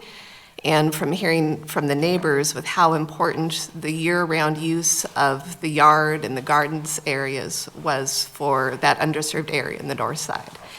When I was in college, I did an internship at the same time at my college preschool and at the Head Start preschool, and saw how important Head Start was for kindergarten readiness. And more than any of these other programs, Head Start directly benefits the Missoula public school system. The kids that are going through Head Start are going to be much more kindergarten ready if they didn't have that program. And it makes a lot of sense that they pay less than market value in order to be at that school and what they're contributing to the community. So again, echoing previous comments to not be short-sighted in the long-term needs here. But with the Head Start in particular, I mean, that is just an essential need for our community. And I'm glad that there's a collaboration between the school district and with Head Start. In thinking about the Midtown developments, we're going to be getting a lot more concentration by the Jefferson School than by the admin building. There's 2 active projects that are going to be adding hundreds of units into that area right around Jefferson School. Just thinking about long-term planning. Thank you. Thank you. That's all we have for public comment. Thank you, everyone. That means we actually can move on to new business.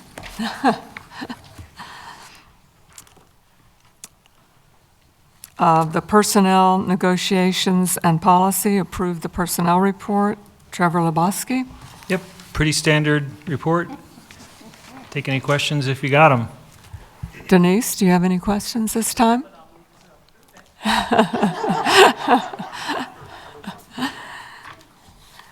Could I have an elementary recommendation, a motion to approve the items on the elementary personnel report? Jeff Absgaris, Trustee Hayes, thank you. Any final trustee comments on this one? Seeing none, can we vote to approve the all elementary trustees? Seems to be unanimous among them. Can we have a high school motion to approve the items on the high school personnel report? Trustee Davy. Second, Trustee Wake. Any comments? Seeing none, call it the question. Looks like it's unanimous with all trustees present. Thank you. Next, we have some information about the minimum wage increase. This is information only. Trevor Lebowski. Yep, this is just your official notice, and I know the question's going to come up. No, nobody is impacted by this. We're all well above it. So, yeah, this is just, we have to provide you notice. Yeah. While we have you, you want to talk about the 2026-2027 calendar. Yeah, last year when we talked about the calendar, and some of you were here and some of you were not, we talked about looking at the potential of removing Thursday early releases in exchange for full PIR days. So, again, if you've heard this before, forgive me. Within the negotiated contract with MEA, we have a district calendar committee. It's made up of teachers and administrators, and that's who drafts the calendar that is presented to you. And then you make the final approval. After talking with Scott and talking with other folks about Thursdays, we really feel like we need some more time. We've just negotiated a 2-year contract, and we have a couple components in there that actually talk about Thursday early releases. A portion of that time is already negotiated for staff to use as teacher work time. So the recommendation really is that we're going to, it's not really a recommendation, it's whether or not you want to do it, really just take 2 more years to look at that more thoroughly. It's more complex than you think. And the other X factor that's out there is last year we made a pretty substantial change to the calendar, and that's with spring break. And we haven't lived through spring break yet, which if we kept it in its current location, would impact where we put those full PIR days. If we end up moving it back, it would change that. So we've already got one major change that we haven't experienced yet. And with all of that combined, essentially what I'm telling you is the recommendation is that we're hoping to just put this off a little longer. We feel like between the membership and administration, it just requires a bit more investigation. My plan is, we've already met with the calendar committee. We meet again this week. The next board meeting, we'd have a draft calendar to you for next school year. Do any trustees have questions? Yes. Are we going to be able to send out a survey about how people felt about the spring break change? Because I remember when we made that decision last year, we made it with the caveat that we would check back in. Can we plan to check back in? Sure. And Trustee Witcher? I might have been in the bathroom. Is there any way that we could set the first day of school earlier than March or February in the future? I think it's really difficult for families to plan. The first day of school. In March? No. We wait until like February or March to announce our calendar every year, and it's difficult for families to plan summer and childcare when we are so late to the game. Yeah, I think the policy is by February you approve it, or by March. I can't quite remember. It's one of those two. We can start earlier. It just means we do less in terms of of what we know, and you risk having to go back. Dates that we look at district music festivals, we look at sporting events, so we take things back to athletic directors. We want to make sure that all of those things are confirmed before we put a calendar out. Start and end dates, we could certainly set those, but sometimes the other areas are a bit more fluid, but certainly we can do that. You just might have to amend a calendar at some point. Yes. I guess is the question then, like, you guys are working on the calendar for next year, and what's the 2-year part? The 2-year part was, last in the spring, we negotiated a 2-year contract. Mm-hmm. And within the contract, there's language not only surrounding the calendar committee, but also the use of Thursday early release time. And roughly 50% of that time is dedicated to teacher work time. So we don't schedule our own meetings, we don't schedule admin-directed meetings. So there's a portion of that time that is negotiated out. Okay, and so you're proposing those sections wait for 2 more years, or the Thursday release? The Thursday portion, so the potential for switching Thursdays, so getting rid of Thursday early releases, you gobble up all of that accreditation time Yeah. and using it as full PIR days Got throughout it. the year. Got it. Yeah. Thank you. Yeah. And so I guess the next meeting then, you're talking about bringing the start and dates, at least the skeleton of Nope, some- the full calendar for next year you'll get. Okay, great. Yeah.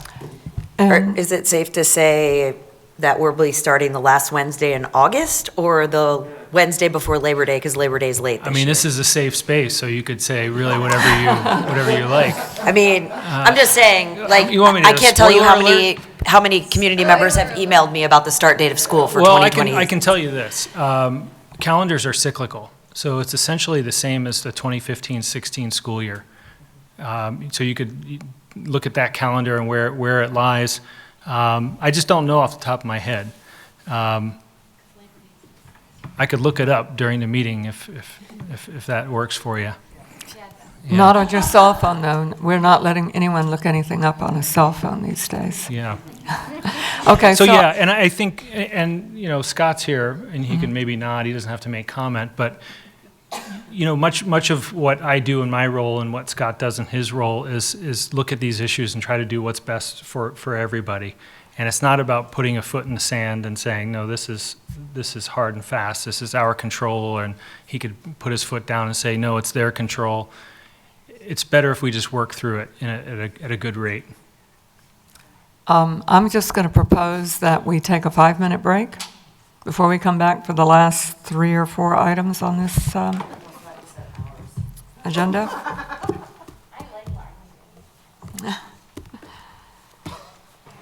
Well, to start the timer.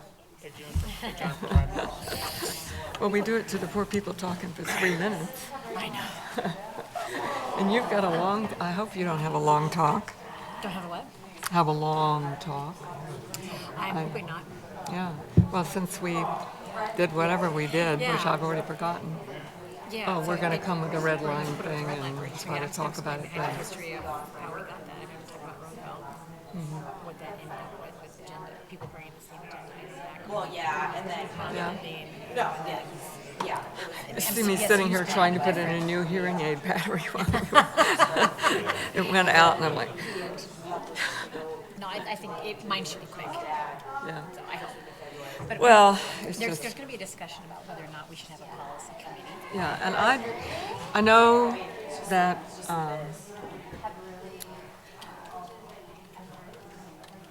Micah did not want one because it's got to be open meeting, it's got to be all this stuff. So I've been talking to various people, and I don't know how many I've convinced, but the person who was most interested in it was Leslie, and then Ann. And Ann has asked me, if you do anything, can I be part of it? My idea was simply to split it up so you don't have a full committee, but you have 2 people who look at 3 areas. Huh? We still have to have open meeting law. Even with just 2 people talking about it? Yeah, if you're assigning 2 trustees to work on policy, it's a committee no matter how many. Okay, you well, have. the other thought that I had was to dump it on some of the committees that are already there. So, finance people look at the finance policies, okay? Yeah. And then maybe Do you guys the, have any committees at all now? we have, all we have is the facilities, transportation, did I say facility, and budget. Okay. We don't have a policy committee. And his concern was that, okay, I've got to get Tracy in there doing all the red line job. And all we want to do right now is just go through and say, here's a policy that we think is a problem. Not to change it or anything, but then to bring it to the board to say, here's a policy we think is a problem. And have the boards look at it. So I think what the difference is in most districts, they, if the board identifies there's a concern with the policy, it's remanded, but it's sent back to admin to bring forward some changes to suggest. Okay, right. So, and I'm going to talk about the history of when we had committees and then how we got rid of them and went to 2 monthly meetings. But the intent of doing that was to take the committees that we were getting rid of and basically making that the second meeting. Right, I know, and we don't do that. We don't do I it. know. Yeah, so. Because so I've I seen can- that I'll too, talk about that's yeah. what people do. Yeah. So I was just trying to figure out a way to, like I said, fit it into, well, we could have the admin people look at admin, but have the finance look at finance, and maybe, so split them up so that we don't have one big committee looking at all of them, but parse them into reasonable ways. That's absolutely fine. Yeah. It's all going to be, yeah, I mean, we're gonna have Eventually, it meetings. has to come If it's with gonna come red to the line and board, all the rest yeah. of it. But just to have somebody go through and say, well, everything from 2020 to 2025, we probably don't need to review because we just did it, right? I mean, Yeah. well, but you know what I mean. We just did it.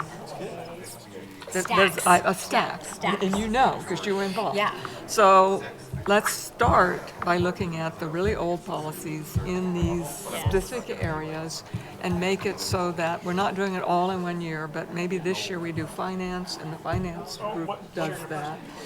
And then 6 months later, we start doing one for something else. What I was going to propose, but just to you, is that it wouldn't take me long to go through your existing policies and identify the ones we've got to look at right now. Yeah, make and that that would be a start. Yeah, Yeah, we that's could a say, start. let's start with that, Yeah. and then let's carve out finance, and let's Yes. carve out, Yes. yeah, something that, so that we're not forming a committee that spends all their time trying to read these policies, and having Tracy have to do a lot of work for it, and the superintendent being there, and all of that, to Yeah. just build what we're doing, yeah. Yep, that makes Yeah. sense. Okay. And maybe even one time we could have a review that just looked at that kind of, again, yeah. Hey, pal. Hi, buddy. I came ask for money. You and my kids. No. I'm okay. Yeah. About MIS. So sponsor a table. Yes. It's in April. And I would really like you to come. Yes. Okay, so. In Cranberry, I had one overnight negotiation. What I would really like to do is have them sponsor a table. Midnight, 4 in the morning. And so, here we go, if you want to, I have to talk to my dad. Yes. And then I'll go ahead and. I wasn't timing them, I should start looking When we started carefully. COVID, Yeah. and we were doing, Oh, yeah. there was, I and know. we didn't have the 3-minute policy. Yeah. There were people that got on there ramping for 15, 20 minutes. Oh, We had like my Lord. 12, one was like 213. I lucked out because I came in at the bitter end. Yeah. At that time, I just got on the board. I was like, 1, 2, 3, 4, 5, 6, 7, 8. Everyone, I think we're getting close to 5 minutes. Get us all in one row. So we have to be in 2 rows. And then this is the pro side, this is the con side. Go. You can do jingle bells with any one note is enough for jingle bells to be recognizable.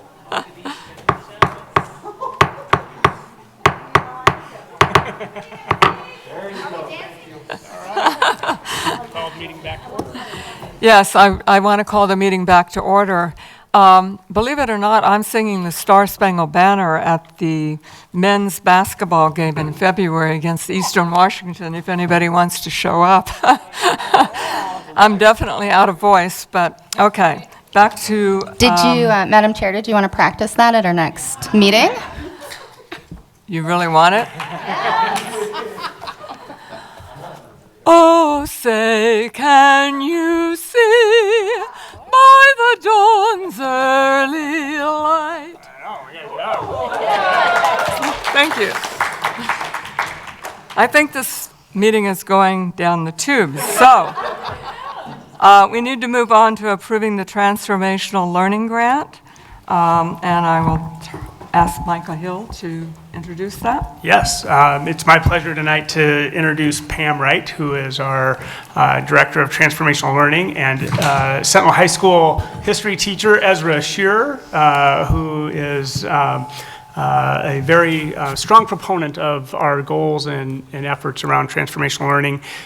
Tonight we have, there's kind of two parts to this. One is we have to have the board essentially approve the transformational learning grant, which was phase 1, recognizing that OPI in their document said, we realized that the legislature cut this off at the end of this year. So there's really, it's an interesting exercise that we're doing this tonight. But the other flip side of that is we were one of the 5 successful districts for the transformational phase 2 grant. So whereas in the past all districts were able and eligible if your lottery ball got called to be in phase 1, it was a very competitive process for phase 2. And tonight I have Pam here to talk a little bit, and Ezra to talk a little bit about phase 1, the goals and what we've done and accomplished, and then what our priorities and goals are for phase 2. So Pam, I will turn it over to you and I will pull up. Yeah, that's great. Thank Yes. you. Yeah, and thanks for this opportunity to share. We're really excited about the Phase 2 grant and all the opportunities that it presents for our students. And so you all have the full annual report, and then you have the Phase 2 goals and strategies. So what I'd like to do is just pull a few highlights from each document tonight.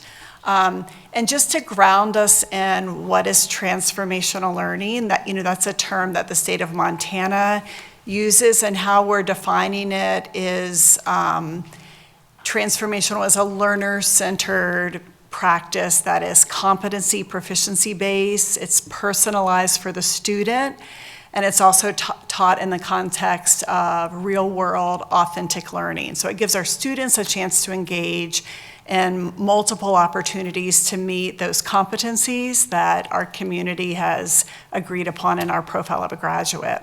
So one of the highlights from the annual report from Phase 1 is this summer transformational learning educator residency that's become an annual event. We started it last summer, and the residency was designed to be a learner-centered experience for the teachers. So we wanted this professional learning to feel different and be different, and so have teachers experience what that feels like so that they could replicate for their students. During the residency, teachers could bring in any kind of idea that they had, and they would collaborate to design these learner-centered experiences to bring back to their classrooms. And as you can see, we had good interest. We had 72 educators interested. We were able to serve 22 educators, 11 schools represented, and then you can see the impact of students at all 3 grade levels that ended up being in a classroom with one of the residents. And the little word bubble at the end, we asked the teachers that participated to share a word or phrase to sum up the experience, and those are some of the things that came out of it. So the response from teachers was really positive to those few weeks. And if you'll click ahead, I can show you some example, or talk about some example experiences that were designed during the residency. We had a handful of, I think when Cammie was here, she mentioned first grade teachers running proficiency-based math blocks at her school. There's a handful of schools for elementary and middle school teachers that redesign their math blocks to have some blended learning, some self-paced structures, and also a mastery learning model where students move forward once they've mastered the lesson. That's how they continue to move forward. So that grew out of the residency. Also, we had a neat class on Frankenstein and the ethics and dilemmas and advantages of AI, which ended up in some pretty cool performance tasks for high school students.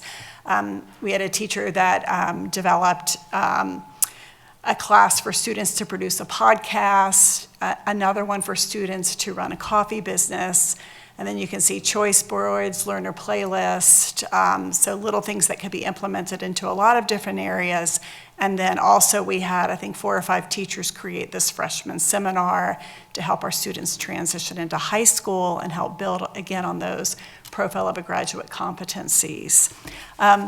So another highlight from phase 1, not all the innovation grew out of the residency. In Missoula County Public Schools, we have a lot of very innovative teachers, and this teacher-led innovation, this is one example we're going to feature, and that's why Ezra's here, for that. It's become the Sentinel at 70 class, and I'll pass it to you to give a little overview of that project. Yeah.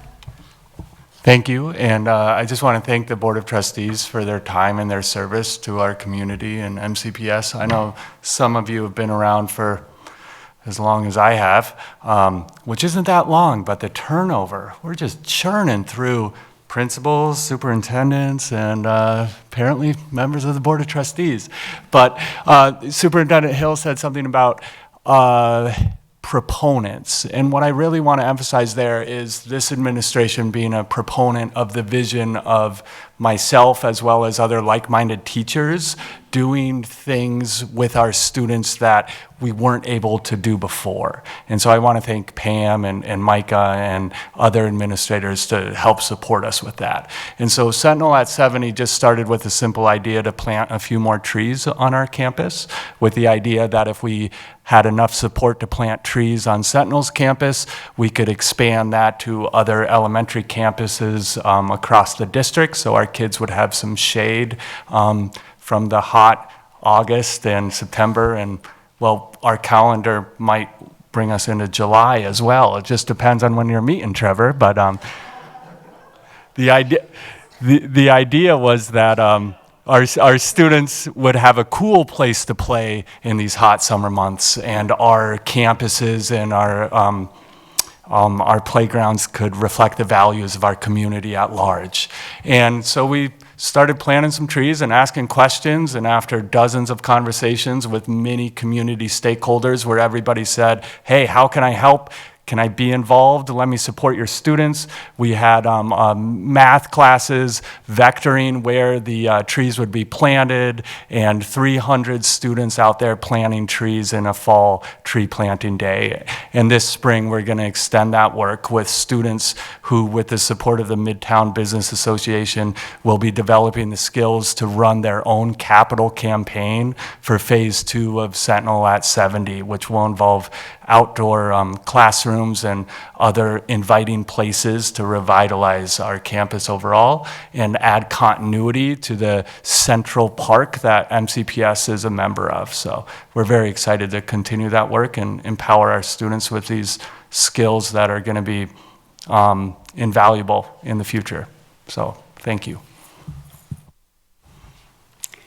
All right, and then moving just to highlight a few things in phase 2. And again, you have the details of the goals and the strategies in your document, but we have 4 goal areas, which I'll touch on broadly. And the first is that intra-district alignment and community partnerships around our graduate profile. And Mike, if you could just scroll it up just a little bit. Yeah, so we'll look at like where are the needs, bringing people together in the guiding coalition, and then have a group of students run the PR campaign next year for the graduate profile. And then goal 2 is expanding transformational learner-centered experiences like the one Ezra just described. And we have a few different vehicles for doing that. You can see the residency again, looking at a middle school, micro school, educator agency, and we have another unit design, PD, where teachers can come in and redesign something that's not working or the kids aren't liking to incorporate those learner-centered aspects to it. And then goal area 3 is measuring and communicating whole learner outcomes. So part of the grant for phase 2 involves transformational learning scorecard, where we start to measure the things that matter to us as a community. So in addition to test scores, in addition to GPAs, there'll be other things the Guiding Coalition identifies, and hopefully you guys will be a part of that too, on what you would like us to be reporting on and showing our progress on around transformational learning.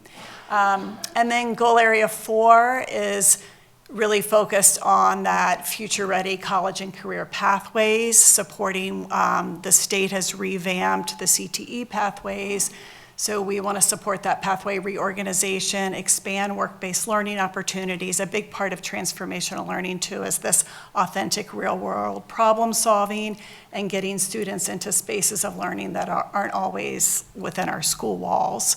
And then also building more proficiency-based. Transformational learning is also built around the idea that students can earn credit as they show proficiency versus just earning credit for seat time.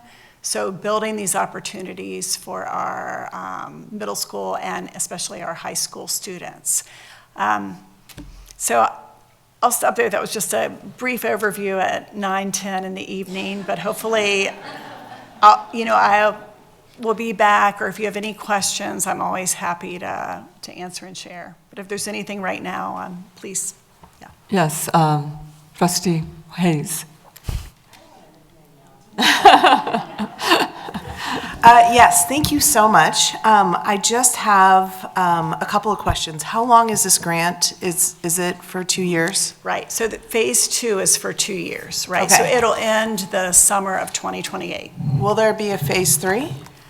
Do you know, I think, we're seeing so much policy and so much direction from the state level moving in this direction. My idea is this is the way that we will do business. This is just the way we'll do everything. But I don't know, Micah, do you expect there to be a phase 3?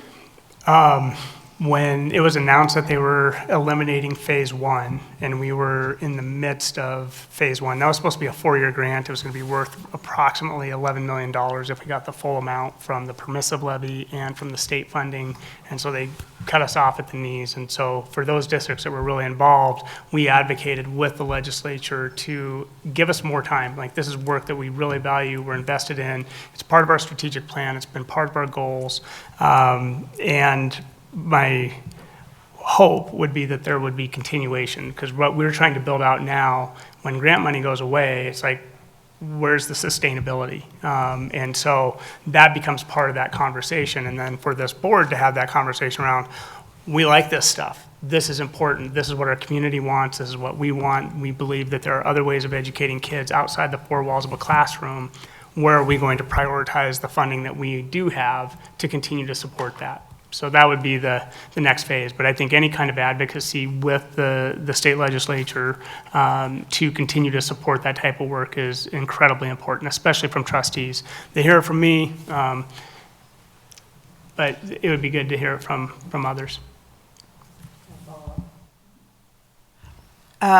So with making it sustainable, are you collecting really good data? Because data speaks to legislators, and I think getting in front of the legislature in this next session would be helpful to hopefully allocate for some funding towards this.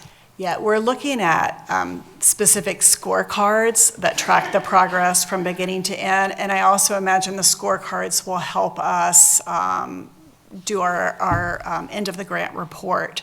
Part of this grant, we will appear before the interim education committee. I believe we will present our 2 years worth of work. In phase 1, we just did the annual report that you're hopefully approving tonight, but for phase 2, we actually go present in person. The other part of phase 2 is that we are expected to be a resource for school districts all across the state of Montana. So we'll be working more closely with OPI this round and be opening our doors and sharing what's working for us. So yes, our plan is written that way to be able to keep good data. So, yeah. Yes. They did discuss Trustee, it. I almost did it. Trustee Walsh. I almost did inspector. I prefer inspector, so. I watched the interim school funding meeting today, and they did discuss it as part of the Learner Center. Nobody understands what it is. So if you can really give a quick elevator speech to the legislature and help them understand it, I think that would go a long way. The other thing that came up, you probably watched it too, but was our assessments that we have currently don't really match up with, so that's going to be another point to kind of bring up to them. Yeah. And I'm hoping that we will have a nice model, like I said, through goal number 3. I'm hoping that we'll have a nice model for other districts and for the legislature to see. And how can we scale it from big districts to small districts? That's another sticking point that, you know, in their ear is also this new pendulum swing of explicit instructions coming back. So I think those are just things to think about as you present to them, because they can be led, but there's not a lot of prior knowledge there, so. It's probably worthwhile to sit in and sign up for one of those meetings. I mean, I went and talked once. I know she's talked several times. Yeah. I had a really nitty-gritty question that does have to do with assessment. You talked about completing 8 or more skills, but I didn't know what those skills were, and I didn't find it. So in that, you're looking at the annual report. Right, report, yeah. So we have a tool. It's a piece of adaptive software called Exact Path. So we use that tool for benchmarking students 3 times a year in math and reading. But the software also will create a learning path, like an individualized learning path for students. And so, you know, it doesn't replace a teacher, but it can be used in conjunction with a teacher. And if students are using it and exposed to 8 skills on their own personalized learning path, our data shows that they're making bigger gains in both math and ELA. So okay. I don't know if I explained that very well. No, you did, okay. And that's exactly the kind of assessment data that we need to be able to say, yeah. Right. Yeah, okay. Yeah. Other questions, comments? Trustee Wake. I want to thank you for coming. I think transformational learning is awesome.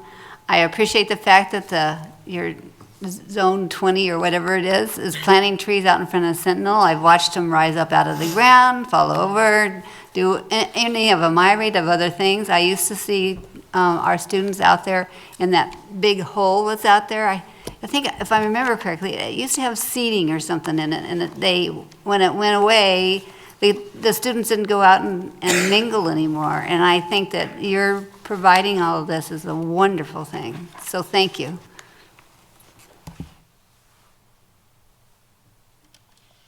No more comments or questions? Oh.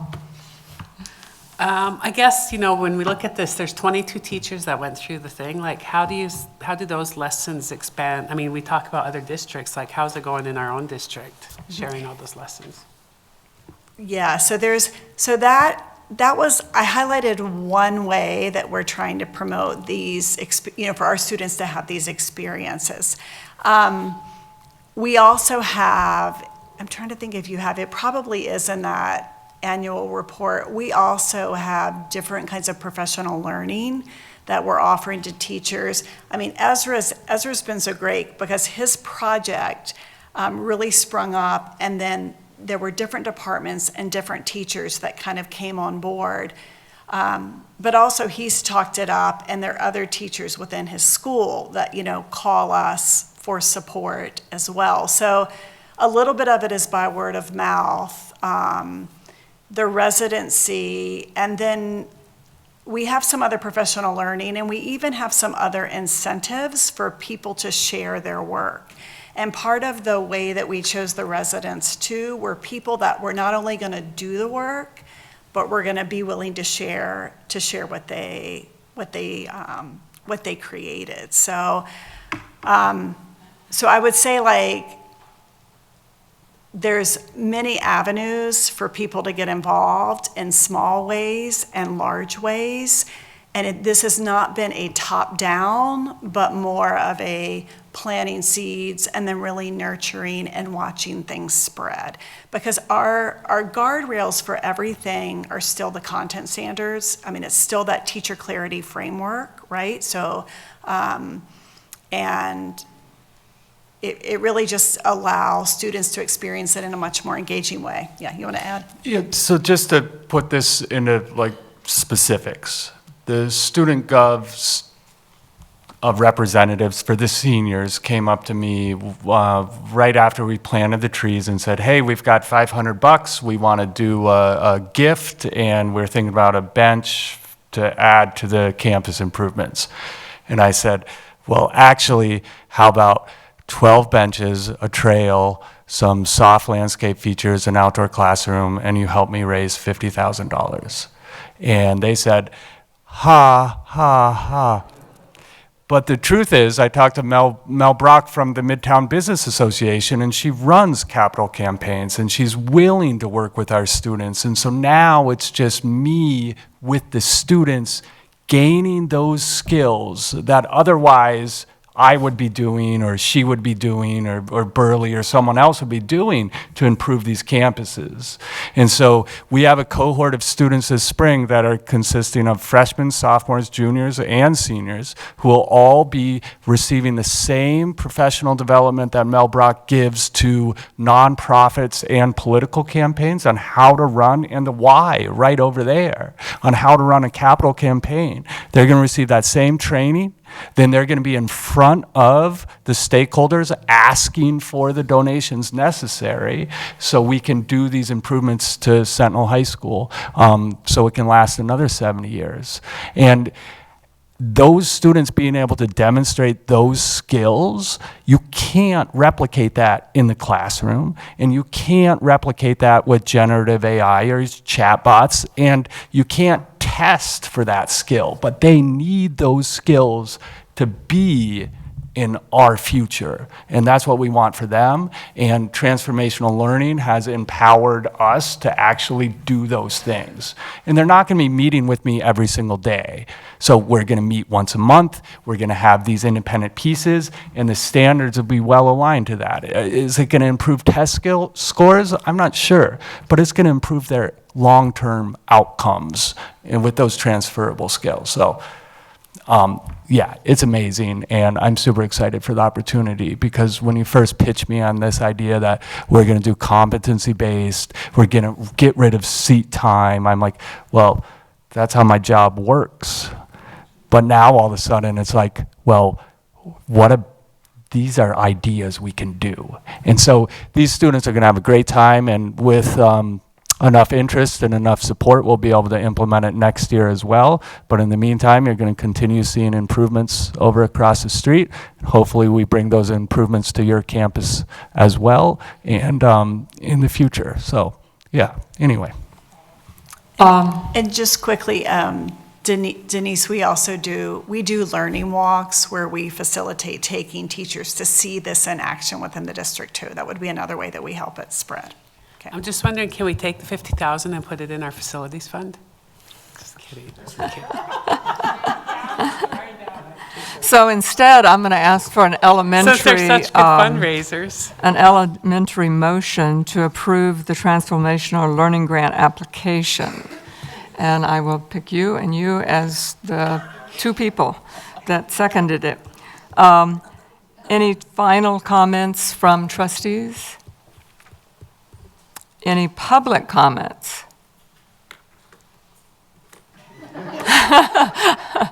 I guess he's not public. Okay. So can we have a vote on the elementary motion to approve the elementary transformational learning grant? And it looks like all elementary trustees present. Can I have a high school motion? Lisa Davy and Trustee Wake. Do we have any more comments on the high school end of things? I suspect they can dig bigger holes faster, but other than that, yeah. So can we have thank you for your work on this. Can we vote to approve the high school transformational learning grant application? And that's unanimous as well. Okay, now we're going to talk about policy. Yes, thank you. Sorry, it's getting late, and I'm trying to push people here.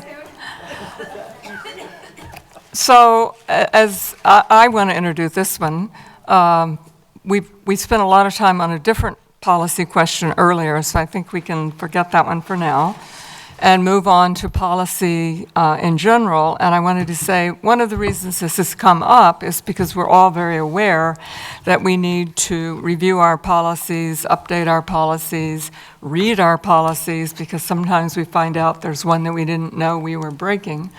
And so I've been talking to a couple people about maybe ways of organizing that. And so we decided to bring in Bia to talk to us about the whole process. Thank you. Okay, so maybe just a little policy background history for you guys. So I don't think anyone was here when all of this exploded, but many, many years ago, this district had a lot of committees. So probably 5 or 6 committees met at least once a month. How many? You were there, Ann was there, yeah. And then there was a movement on the board that the trustees were not happy with the way the committees were structured, the timing of the committee meetings. So the board chose to dissolve the majority of those committees and go to 2 meetings a month. And the intent was the first meeting was a regular school board meeting.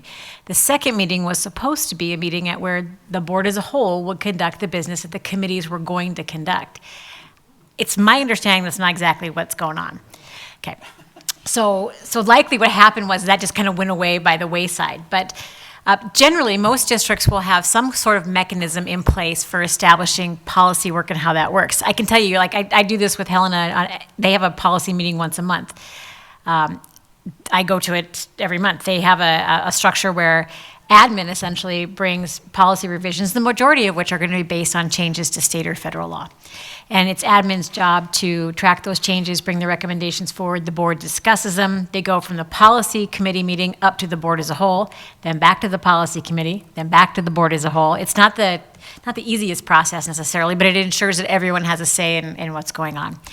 And there are times the individual trustees will bring recommendations for policy changes as well, but to be honest, it doesn't happen very often because the majority of those changes are state and federal law based. But your board probably has to have some kind of mechanism in place to look at policies. You have policies in place right now that address your policies, which seems a tiny bit redundant, but every board's going to have them. Your current board policy, as we know, 1310, talks about the process that you go through to make changes to your policies. It doesn't anticipate any sort of committee work. It's just this concept of policy changes are brought forward in writing to the board so that you can see what the current policy says and then what the proposed changes are. You guys are going to have to decide how you want to address this going forward. And I know that there are different options that you have, either establishing a policy committee or looking at the existing committees that you have and parceling out policy work to those entities. You also have a policy there that talks about suspension of policies. This is a really old MTSBA template. I don't know any boards that actually use it because it's very difficult to suspend a policy. The reason it comes up is when someone decides they don't want to follow the policy, and once you suspend it, you pretty much toss it out. So I don't know any boards that actually suspend policy a whole lot. It's possible, but the problem that we see, and that I can tell you that the only time I see it come up is when we're talking about issues related to student discipline. And that's a horrible time to start suspending policies. We did suspend a ton of policies during COVID because we had to, because we couldn't function with our existing policies. So that's kind of the history of how your policy stuff has gone. You guys just need to make a decision about how you want to, as a board, address policy work. One of the things that I've mentioned to Arlene is that I know you have some policies in your manual that are going to be pushing probably 13, 14 years old right now. And yeah, okay, even worse. So you need to probably identify those, and that would be your starting point, is that there are some things, because you get updates that either come from me or MTSBA about here's the changes in state or federal law, and I think you've been pretty good about making those changes as they come up.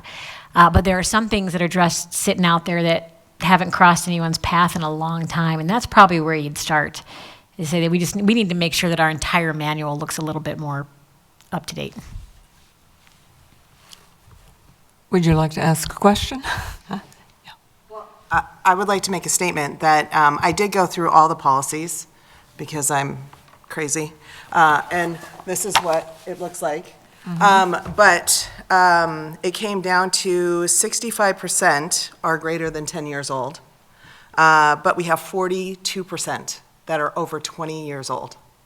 I guess the question I have for you, Bia, is what is the most legally defensible and efficient process for us to update or rescind policies that are out of date or non-compliant? The easiest way to do is to have me or someone go through your manual, identify the ones that are critical. There are some that are going to be out of date that aren't going to be that big of a deal, I'm going to be honest, because they're preference policies. They're not things that are necessarily based on requirements under state or federal law.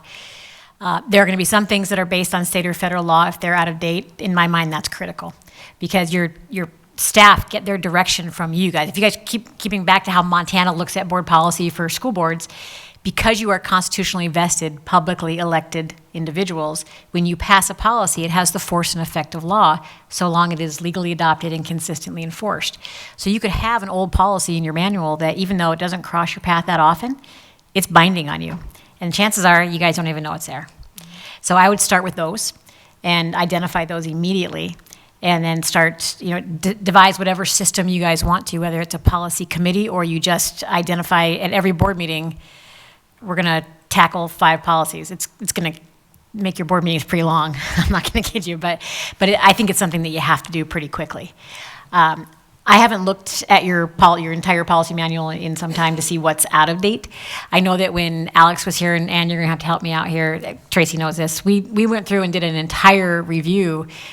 So if there are things that are more than 20 years old, that means that there were changes to policies that didn't make their way into your manual, because there was an entire policy review. Tracy, do you remember what year that was? It could have been 26, 27. I have all the dates on all of these. I didn't break out the cheaters for that one, but yeah, I think it was either 26 or 27 we redid the entire manual. So if you've got stuff that predates that, like if there's that 2000... We have a lot of 97s. Yeah, if there are 97s, that means the changes that were made in 2006, 7 didn't make their way into that book. Okay, so yeah, so what that tells me is that there were changes to your policy, and if we went through your minutes, I bet we'd find them, but they just never made their way into that book, which is a huge problem.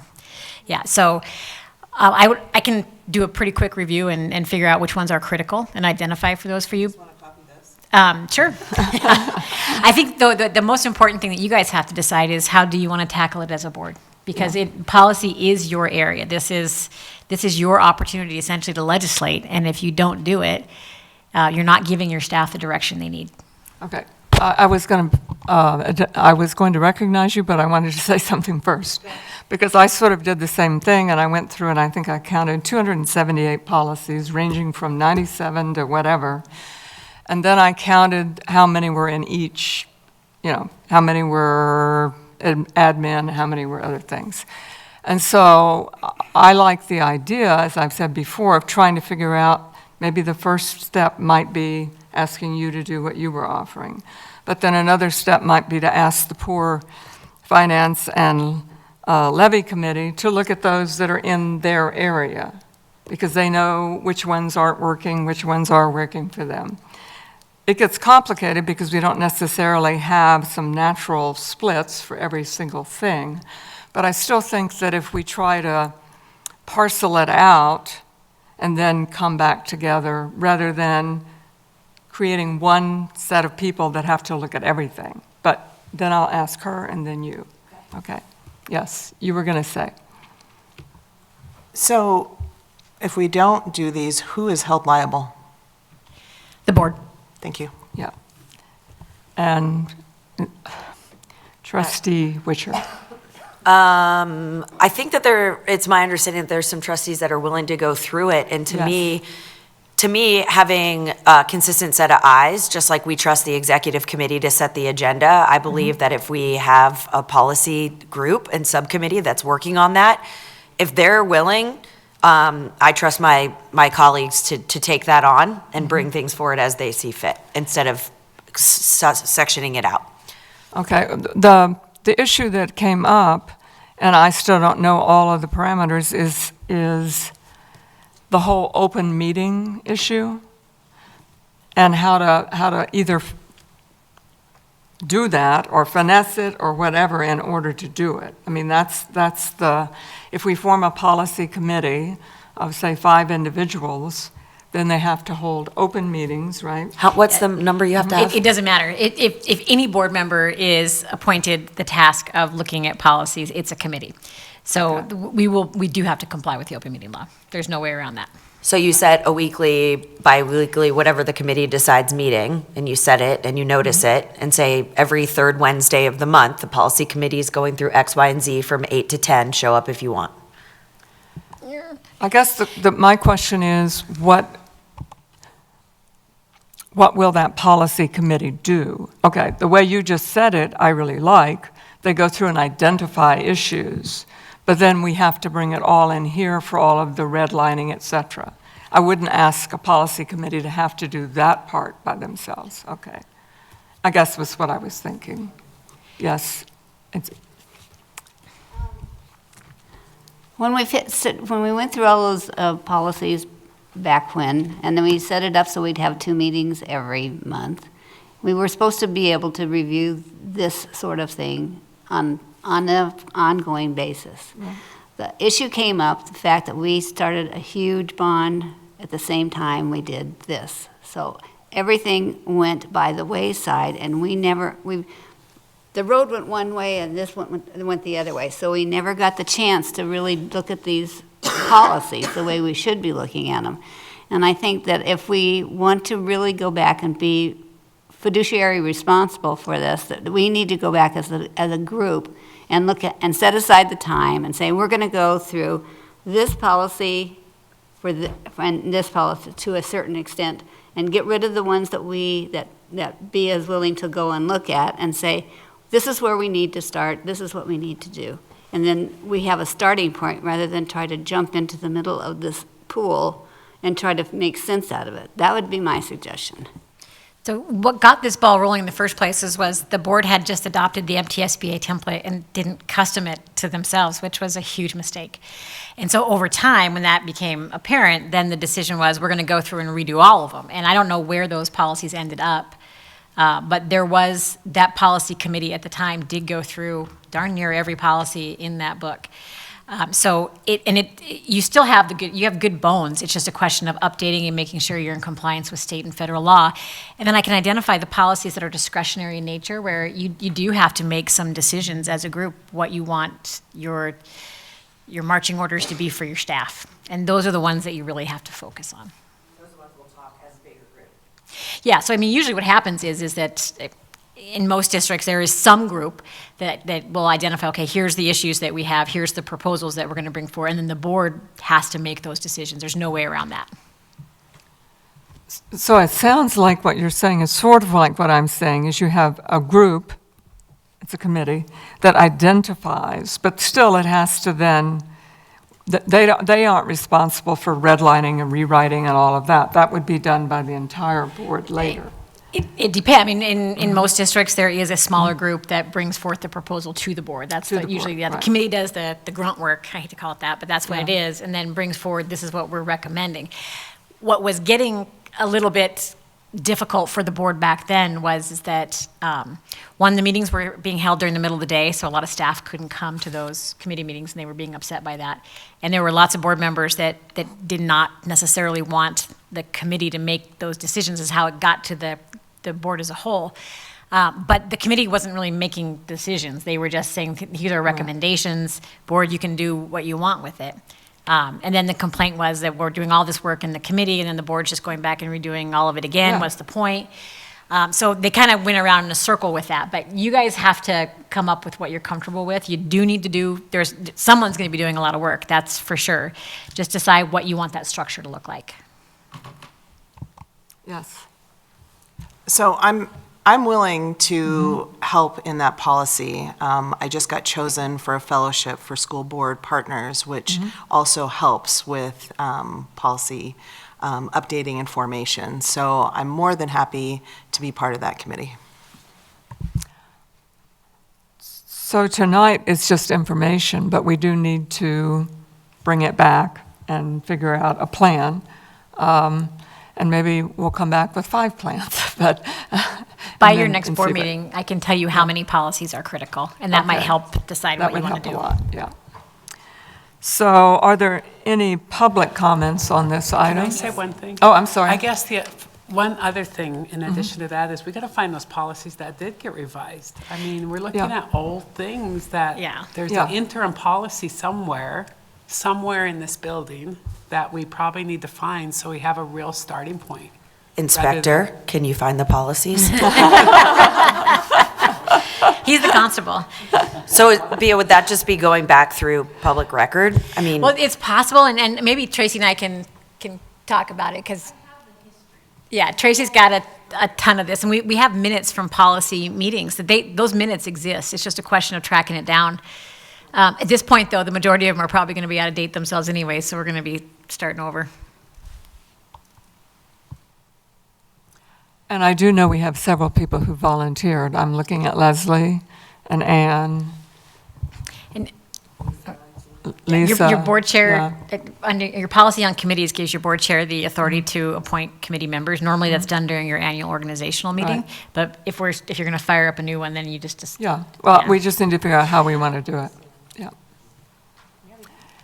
Now, is there any public comment? I don't see much of public out there, so I think not. Okay. Suspensions of policy is our next item, because we brought up at a retreat, 2 retreats ago, I think. Yeah. About whether we would go to the format that we've been doing this year to bring in schools to talk about things. And so I'm going to ask Micah Hill to talk about it. Yeah, so at retreat in, was it August? I can't remember, July, August, September. This fall, we had a conversation as a board, and it was publicly noticed meeting, all that kind of stuff, about the format of our board meetings where student trustees came in and basically gave us a running list of all the activities that were going on. And we sit there, listen politely, thank them, and then they'd get up and leave. They're busy, they're engaged in all these other things. And so we had that conversation, and the consensus of the board, it wasn't a decision, but the consensus of the board at that time was, yes, we'd like to invite other schools in to give and share perspective about what's going on in their school. It's just more engagement for the schools. Then at the meeting 2 weeks ago, it was brought up that we were out of compliance with our Board Policy 1106, which was non-voting student members of the Board of Trustees. And what I should have done is, after we had had that conversation in the board retreat, is brought forward the policy that 1320, which allows the board to suspend the policy, and it doesn't specify whether there is a specific length of time. You could put durations on it. You could do whatever. But that was just operating off of what the consensus of the board was at the time. And so we're bringing that forward tonight since it was called out in the meeting last time in public comment.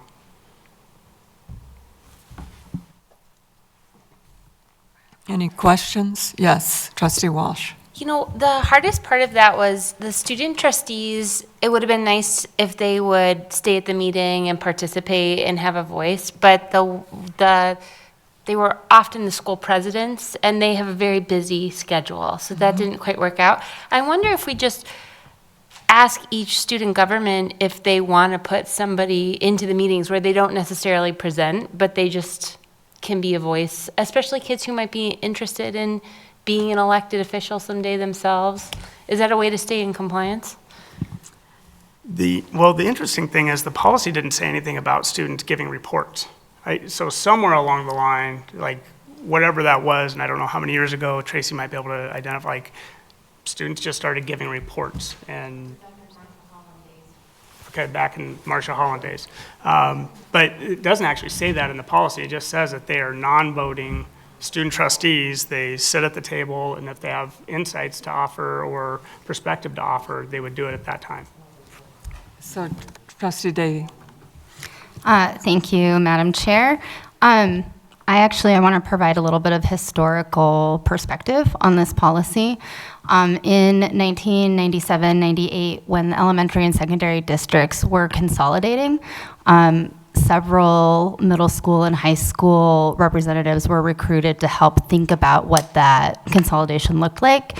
Missoula had been a community that was really focused on youth and student participation up into the early 2000s. And so I was one of those students. And so I helped write this policy. And I think that does highlight, per our previous discussion, that it's worth reviewing.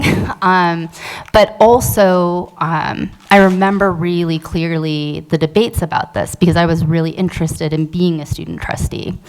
And it was very, very clear, and Joe Stadelhar was the superintendent, that we wanted to actually hear from students a perspective about how policies would impact or what students might think of policies, that we just don't have that perspective. We're not high school students anymore. And so having that balance was really important. And so I was actually really dismayed when I first came as a trustee and it was a report, and that it was a report from like student body presidents, because there was also quite a lot of discussion around this being an opportunity for people who wanted to be in public life in a different way.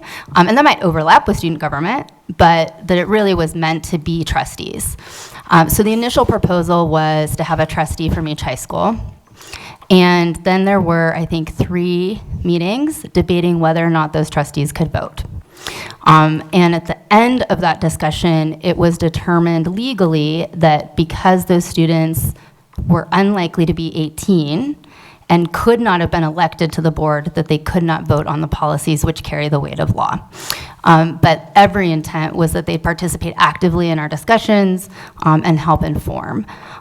So I also want to say that I feel dedicated to having that voice on the board. I would really like us to get back to that idea, and that I am uncomfortable suspending a policy because we're not complying. And so if we were to suspend this, I would want to be very clear in the motion of suspending that we're going to suspend it until this summer with the intent to review it as we determine how we're reviewing policies. So that it's very clear that it's not a suspend and like, oh, now it just never happens again. I'd like to be very intentional about it. I would agree with that, and I think that's sort of what you said, because otherwise you suspend and it kind of dies. I'm not sure what the date should be, but yeah. Micah? And I went back to the minutes from the board retreat, and that what you're saying actually reflects what the conversation was. Let's try this. Let's do a different format. We want to hear from more voices. But right, like tonight, the recommendation is only based off of that discussion. If the board says, yeah, we don't want to suspend the policy, yeah, I mean, we could try and figure out how to make it happen in the short term. But at the same time, if you want to just suspend until July 1 and then we bring it back, and that's part of that discussion, and what does that look like, and part of that policy review, we're going to support whatever on that, so. Yes, go ahead. Just to clarify, Bia, do you think that our policy around vacant trustee seats would apply to these trustees who have not been elected by their student government the same way, so that we could put out applications and appoint?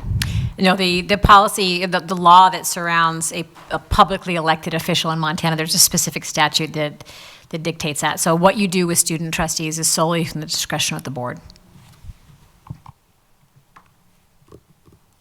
Other than not voting, yes. Constable Witt. I appreciate it every time. You can't tell, but I'm smiling from it. So I agree with everything on this so far, and I just kind of want to move it forward since we don't have a motion on the table yet. Sorry. I just want to move that we suspend this policy through the end of July with the intention of we're working on figuring out how we're going to adjust policies, but that this policy will be adjusted and most likely brought back. That's my motion. Anybody want to second that? Is there an option for public comment? There will be. As soon as we have our second, and then we have some final comments, and then you get to talk. Yeah. Okay, we had like 3 seconds, so who hasn't had one recently? Okay, it's Davy. Okay. Any final comments? Yes. I am opposed to this motion because I believe we need student voice. I mean, I don't know how we do business without it. And so whether it needs to get fixed in an open meeting, you know, we could do it now, we could do it next meeting.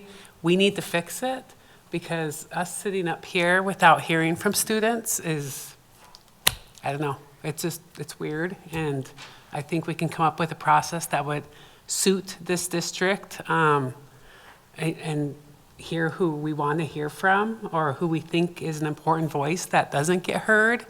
But I think we need to fix it, so I'm not in support of suspending the policy. I have a question for you. I'm sorry, but I understand what you're saying, but I just wonder about trying to appoint trustees now. I don't know how easy it is, whether the students are clamoring, I just don't know. Well, Madam Chair, I would just say there's 300 other policies we haven't reviewed and we don't know whether we're out of compliance with. Yeah. Just because this came up doesn't mean that we're out of compliance with a bunch of others that will come up for suspension at a future vote. So I just say let it lie until we figure it out. Okay. And Leslie, you had a comment? I guess one of the things that I think about is the difference between policy and procedure.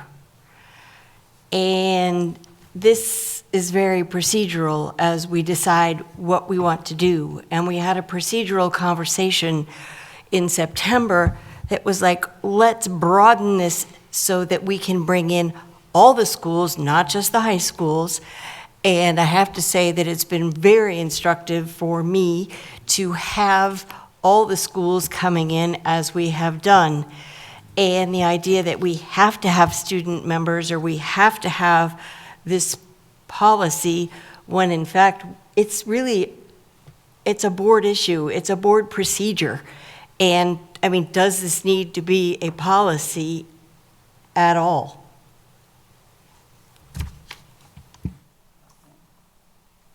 Well, you were first.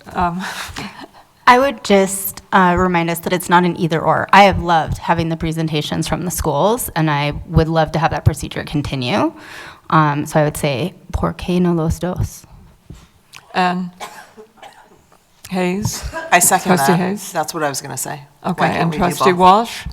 Yeah, I think just put out an email to the high schools tomorrow that says send a tribute. We want a high schooler to sit through these meetings with us. If we're I'm not here, sure. they're here. I am not sure I want the Hunger Games right here. I really don't.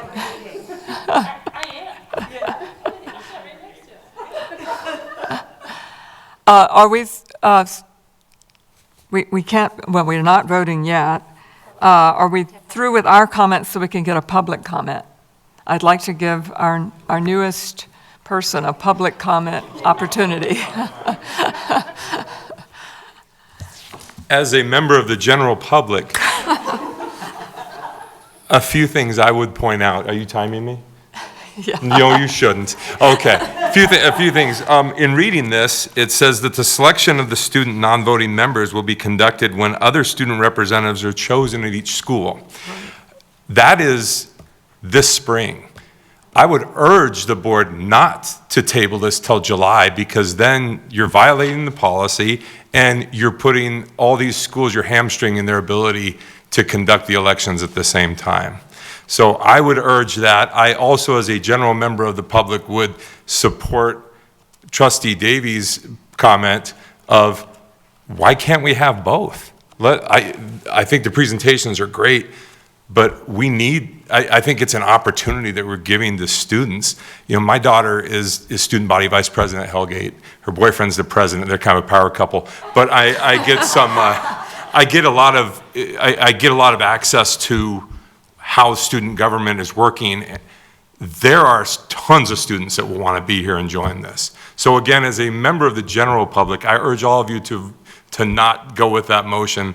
I think, you know, Superintendent Hill could reach out to these principals, you know, in the coming weeks and say, hey, we want to get this ramped up again. Your elections for student body officers are in May. Let's get, you know, get your trustee elected as well. Thank you for your time today, Council.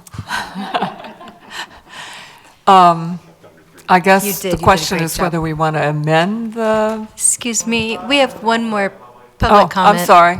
I didn't see another public member. Scott Shook. Hi, thank you. A special thanks for being here so late tonight. I appreciate your service. I support the idea. Thanks. I support the idea of student trustees. I agree with Trustee Juneau that student voice is invaluable. I also agree with the idea that the love of those presentations, those should continue as well. And there's no need to do either or. We can continue with both. I also encourage you to include not just Hellgate, Big Sky, and Sentinel, but don't forget about Willard. And don't forget about Connect Academy. They have student voices that should be heard as well. And Sealy, thank you. I think they've been included all along the way, but they So has haven't, Willard, yeah. they don't come a lot. Yeah. But I don't think Willard's ever been included. Yes, they have. They have? Yeah. Oh, Yeah. all right. No, we had. I stand corrected there, but Connect has never Yeah. been included. But Connect is I'm not new, so but sure. we've had Willard and Sealy for years. It was hard for the Sealy person to come when the winter roads, but the other folks Sure. came all the time. Okay. Connect, our new charter school, they can be included too. I mean, it seems like, I think you brought it up, that we proposed this because we felt like we were doing a bad thing, that we had quit doing something, and we needed to make sure that we sort of acknowledged it. So I'm not sure where to move, because I am, as we all know, I am not a Robert's Rules of Order person. Vote it down and then get a new motion might be the easiest. Okay, all for the current proposal that we suspend it till the end of July, raise your hand. All opposed? Okay, so it's gone. Now, we need a new motion of some sort. Yes. I propose that we send an email tomorrow to see if we can get some student trustees on the docket. Or at least have it in motion on their end, because if they've got elections coming up, we can time it with their natural timed elections, but. Just point of order that the policy says that those students are selected by their peers during the election season for the following year. So sending an email tomorrow would be in violation of the policy because you're not running an election. And the high schools they're just not going to run an election in the middle of the end of the semester. What's Can that? we send, They would typically happen in the spring to elect for the following years. I just, like, point of order on a motion like that would be, again, in violation of the policy. can we see if any of the current elected student governments will send a elected rep? I have a kind of clarifying question. I guess this is what I was getting at, Bia, in that there's sort of a precedent for us of if there's a vacant spot before an election, there's an appointment, and then at the next election, they would run and be elected. So we could potentially, I think, have a good case for appointing some trustees and asking the schools to remember that in their student government elections, one of the positions is a student trustee to the school board. So the question I would have is, didn't they do this last spring? Didn't they elect student trustee, or did they not do that? I don't know. They did. So there are existing student trustees there that just are. haven't been coming. Why don't we fire them up if that's, yeah. Assuming those elections already took place. And I agree, they need to not just give us a report. Like, I get it. Yeah, it needs to be. Well, they can't vote. Right. Yeah. So, you guys can, again, the policy just says that there's a process to get them here. What they do when they get here is up to you guys. Yeah. So I move to invite them, the current trustees. If they know who they are, that's my only, yeah. Could I? Yes, please do.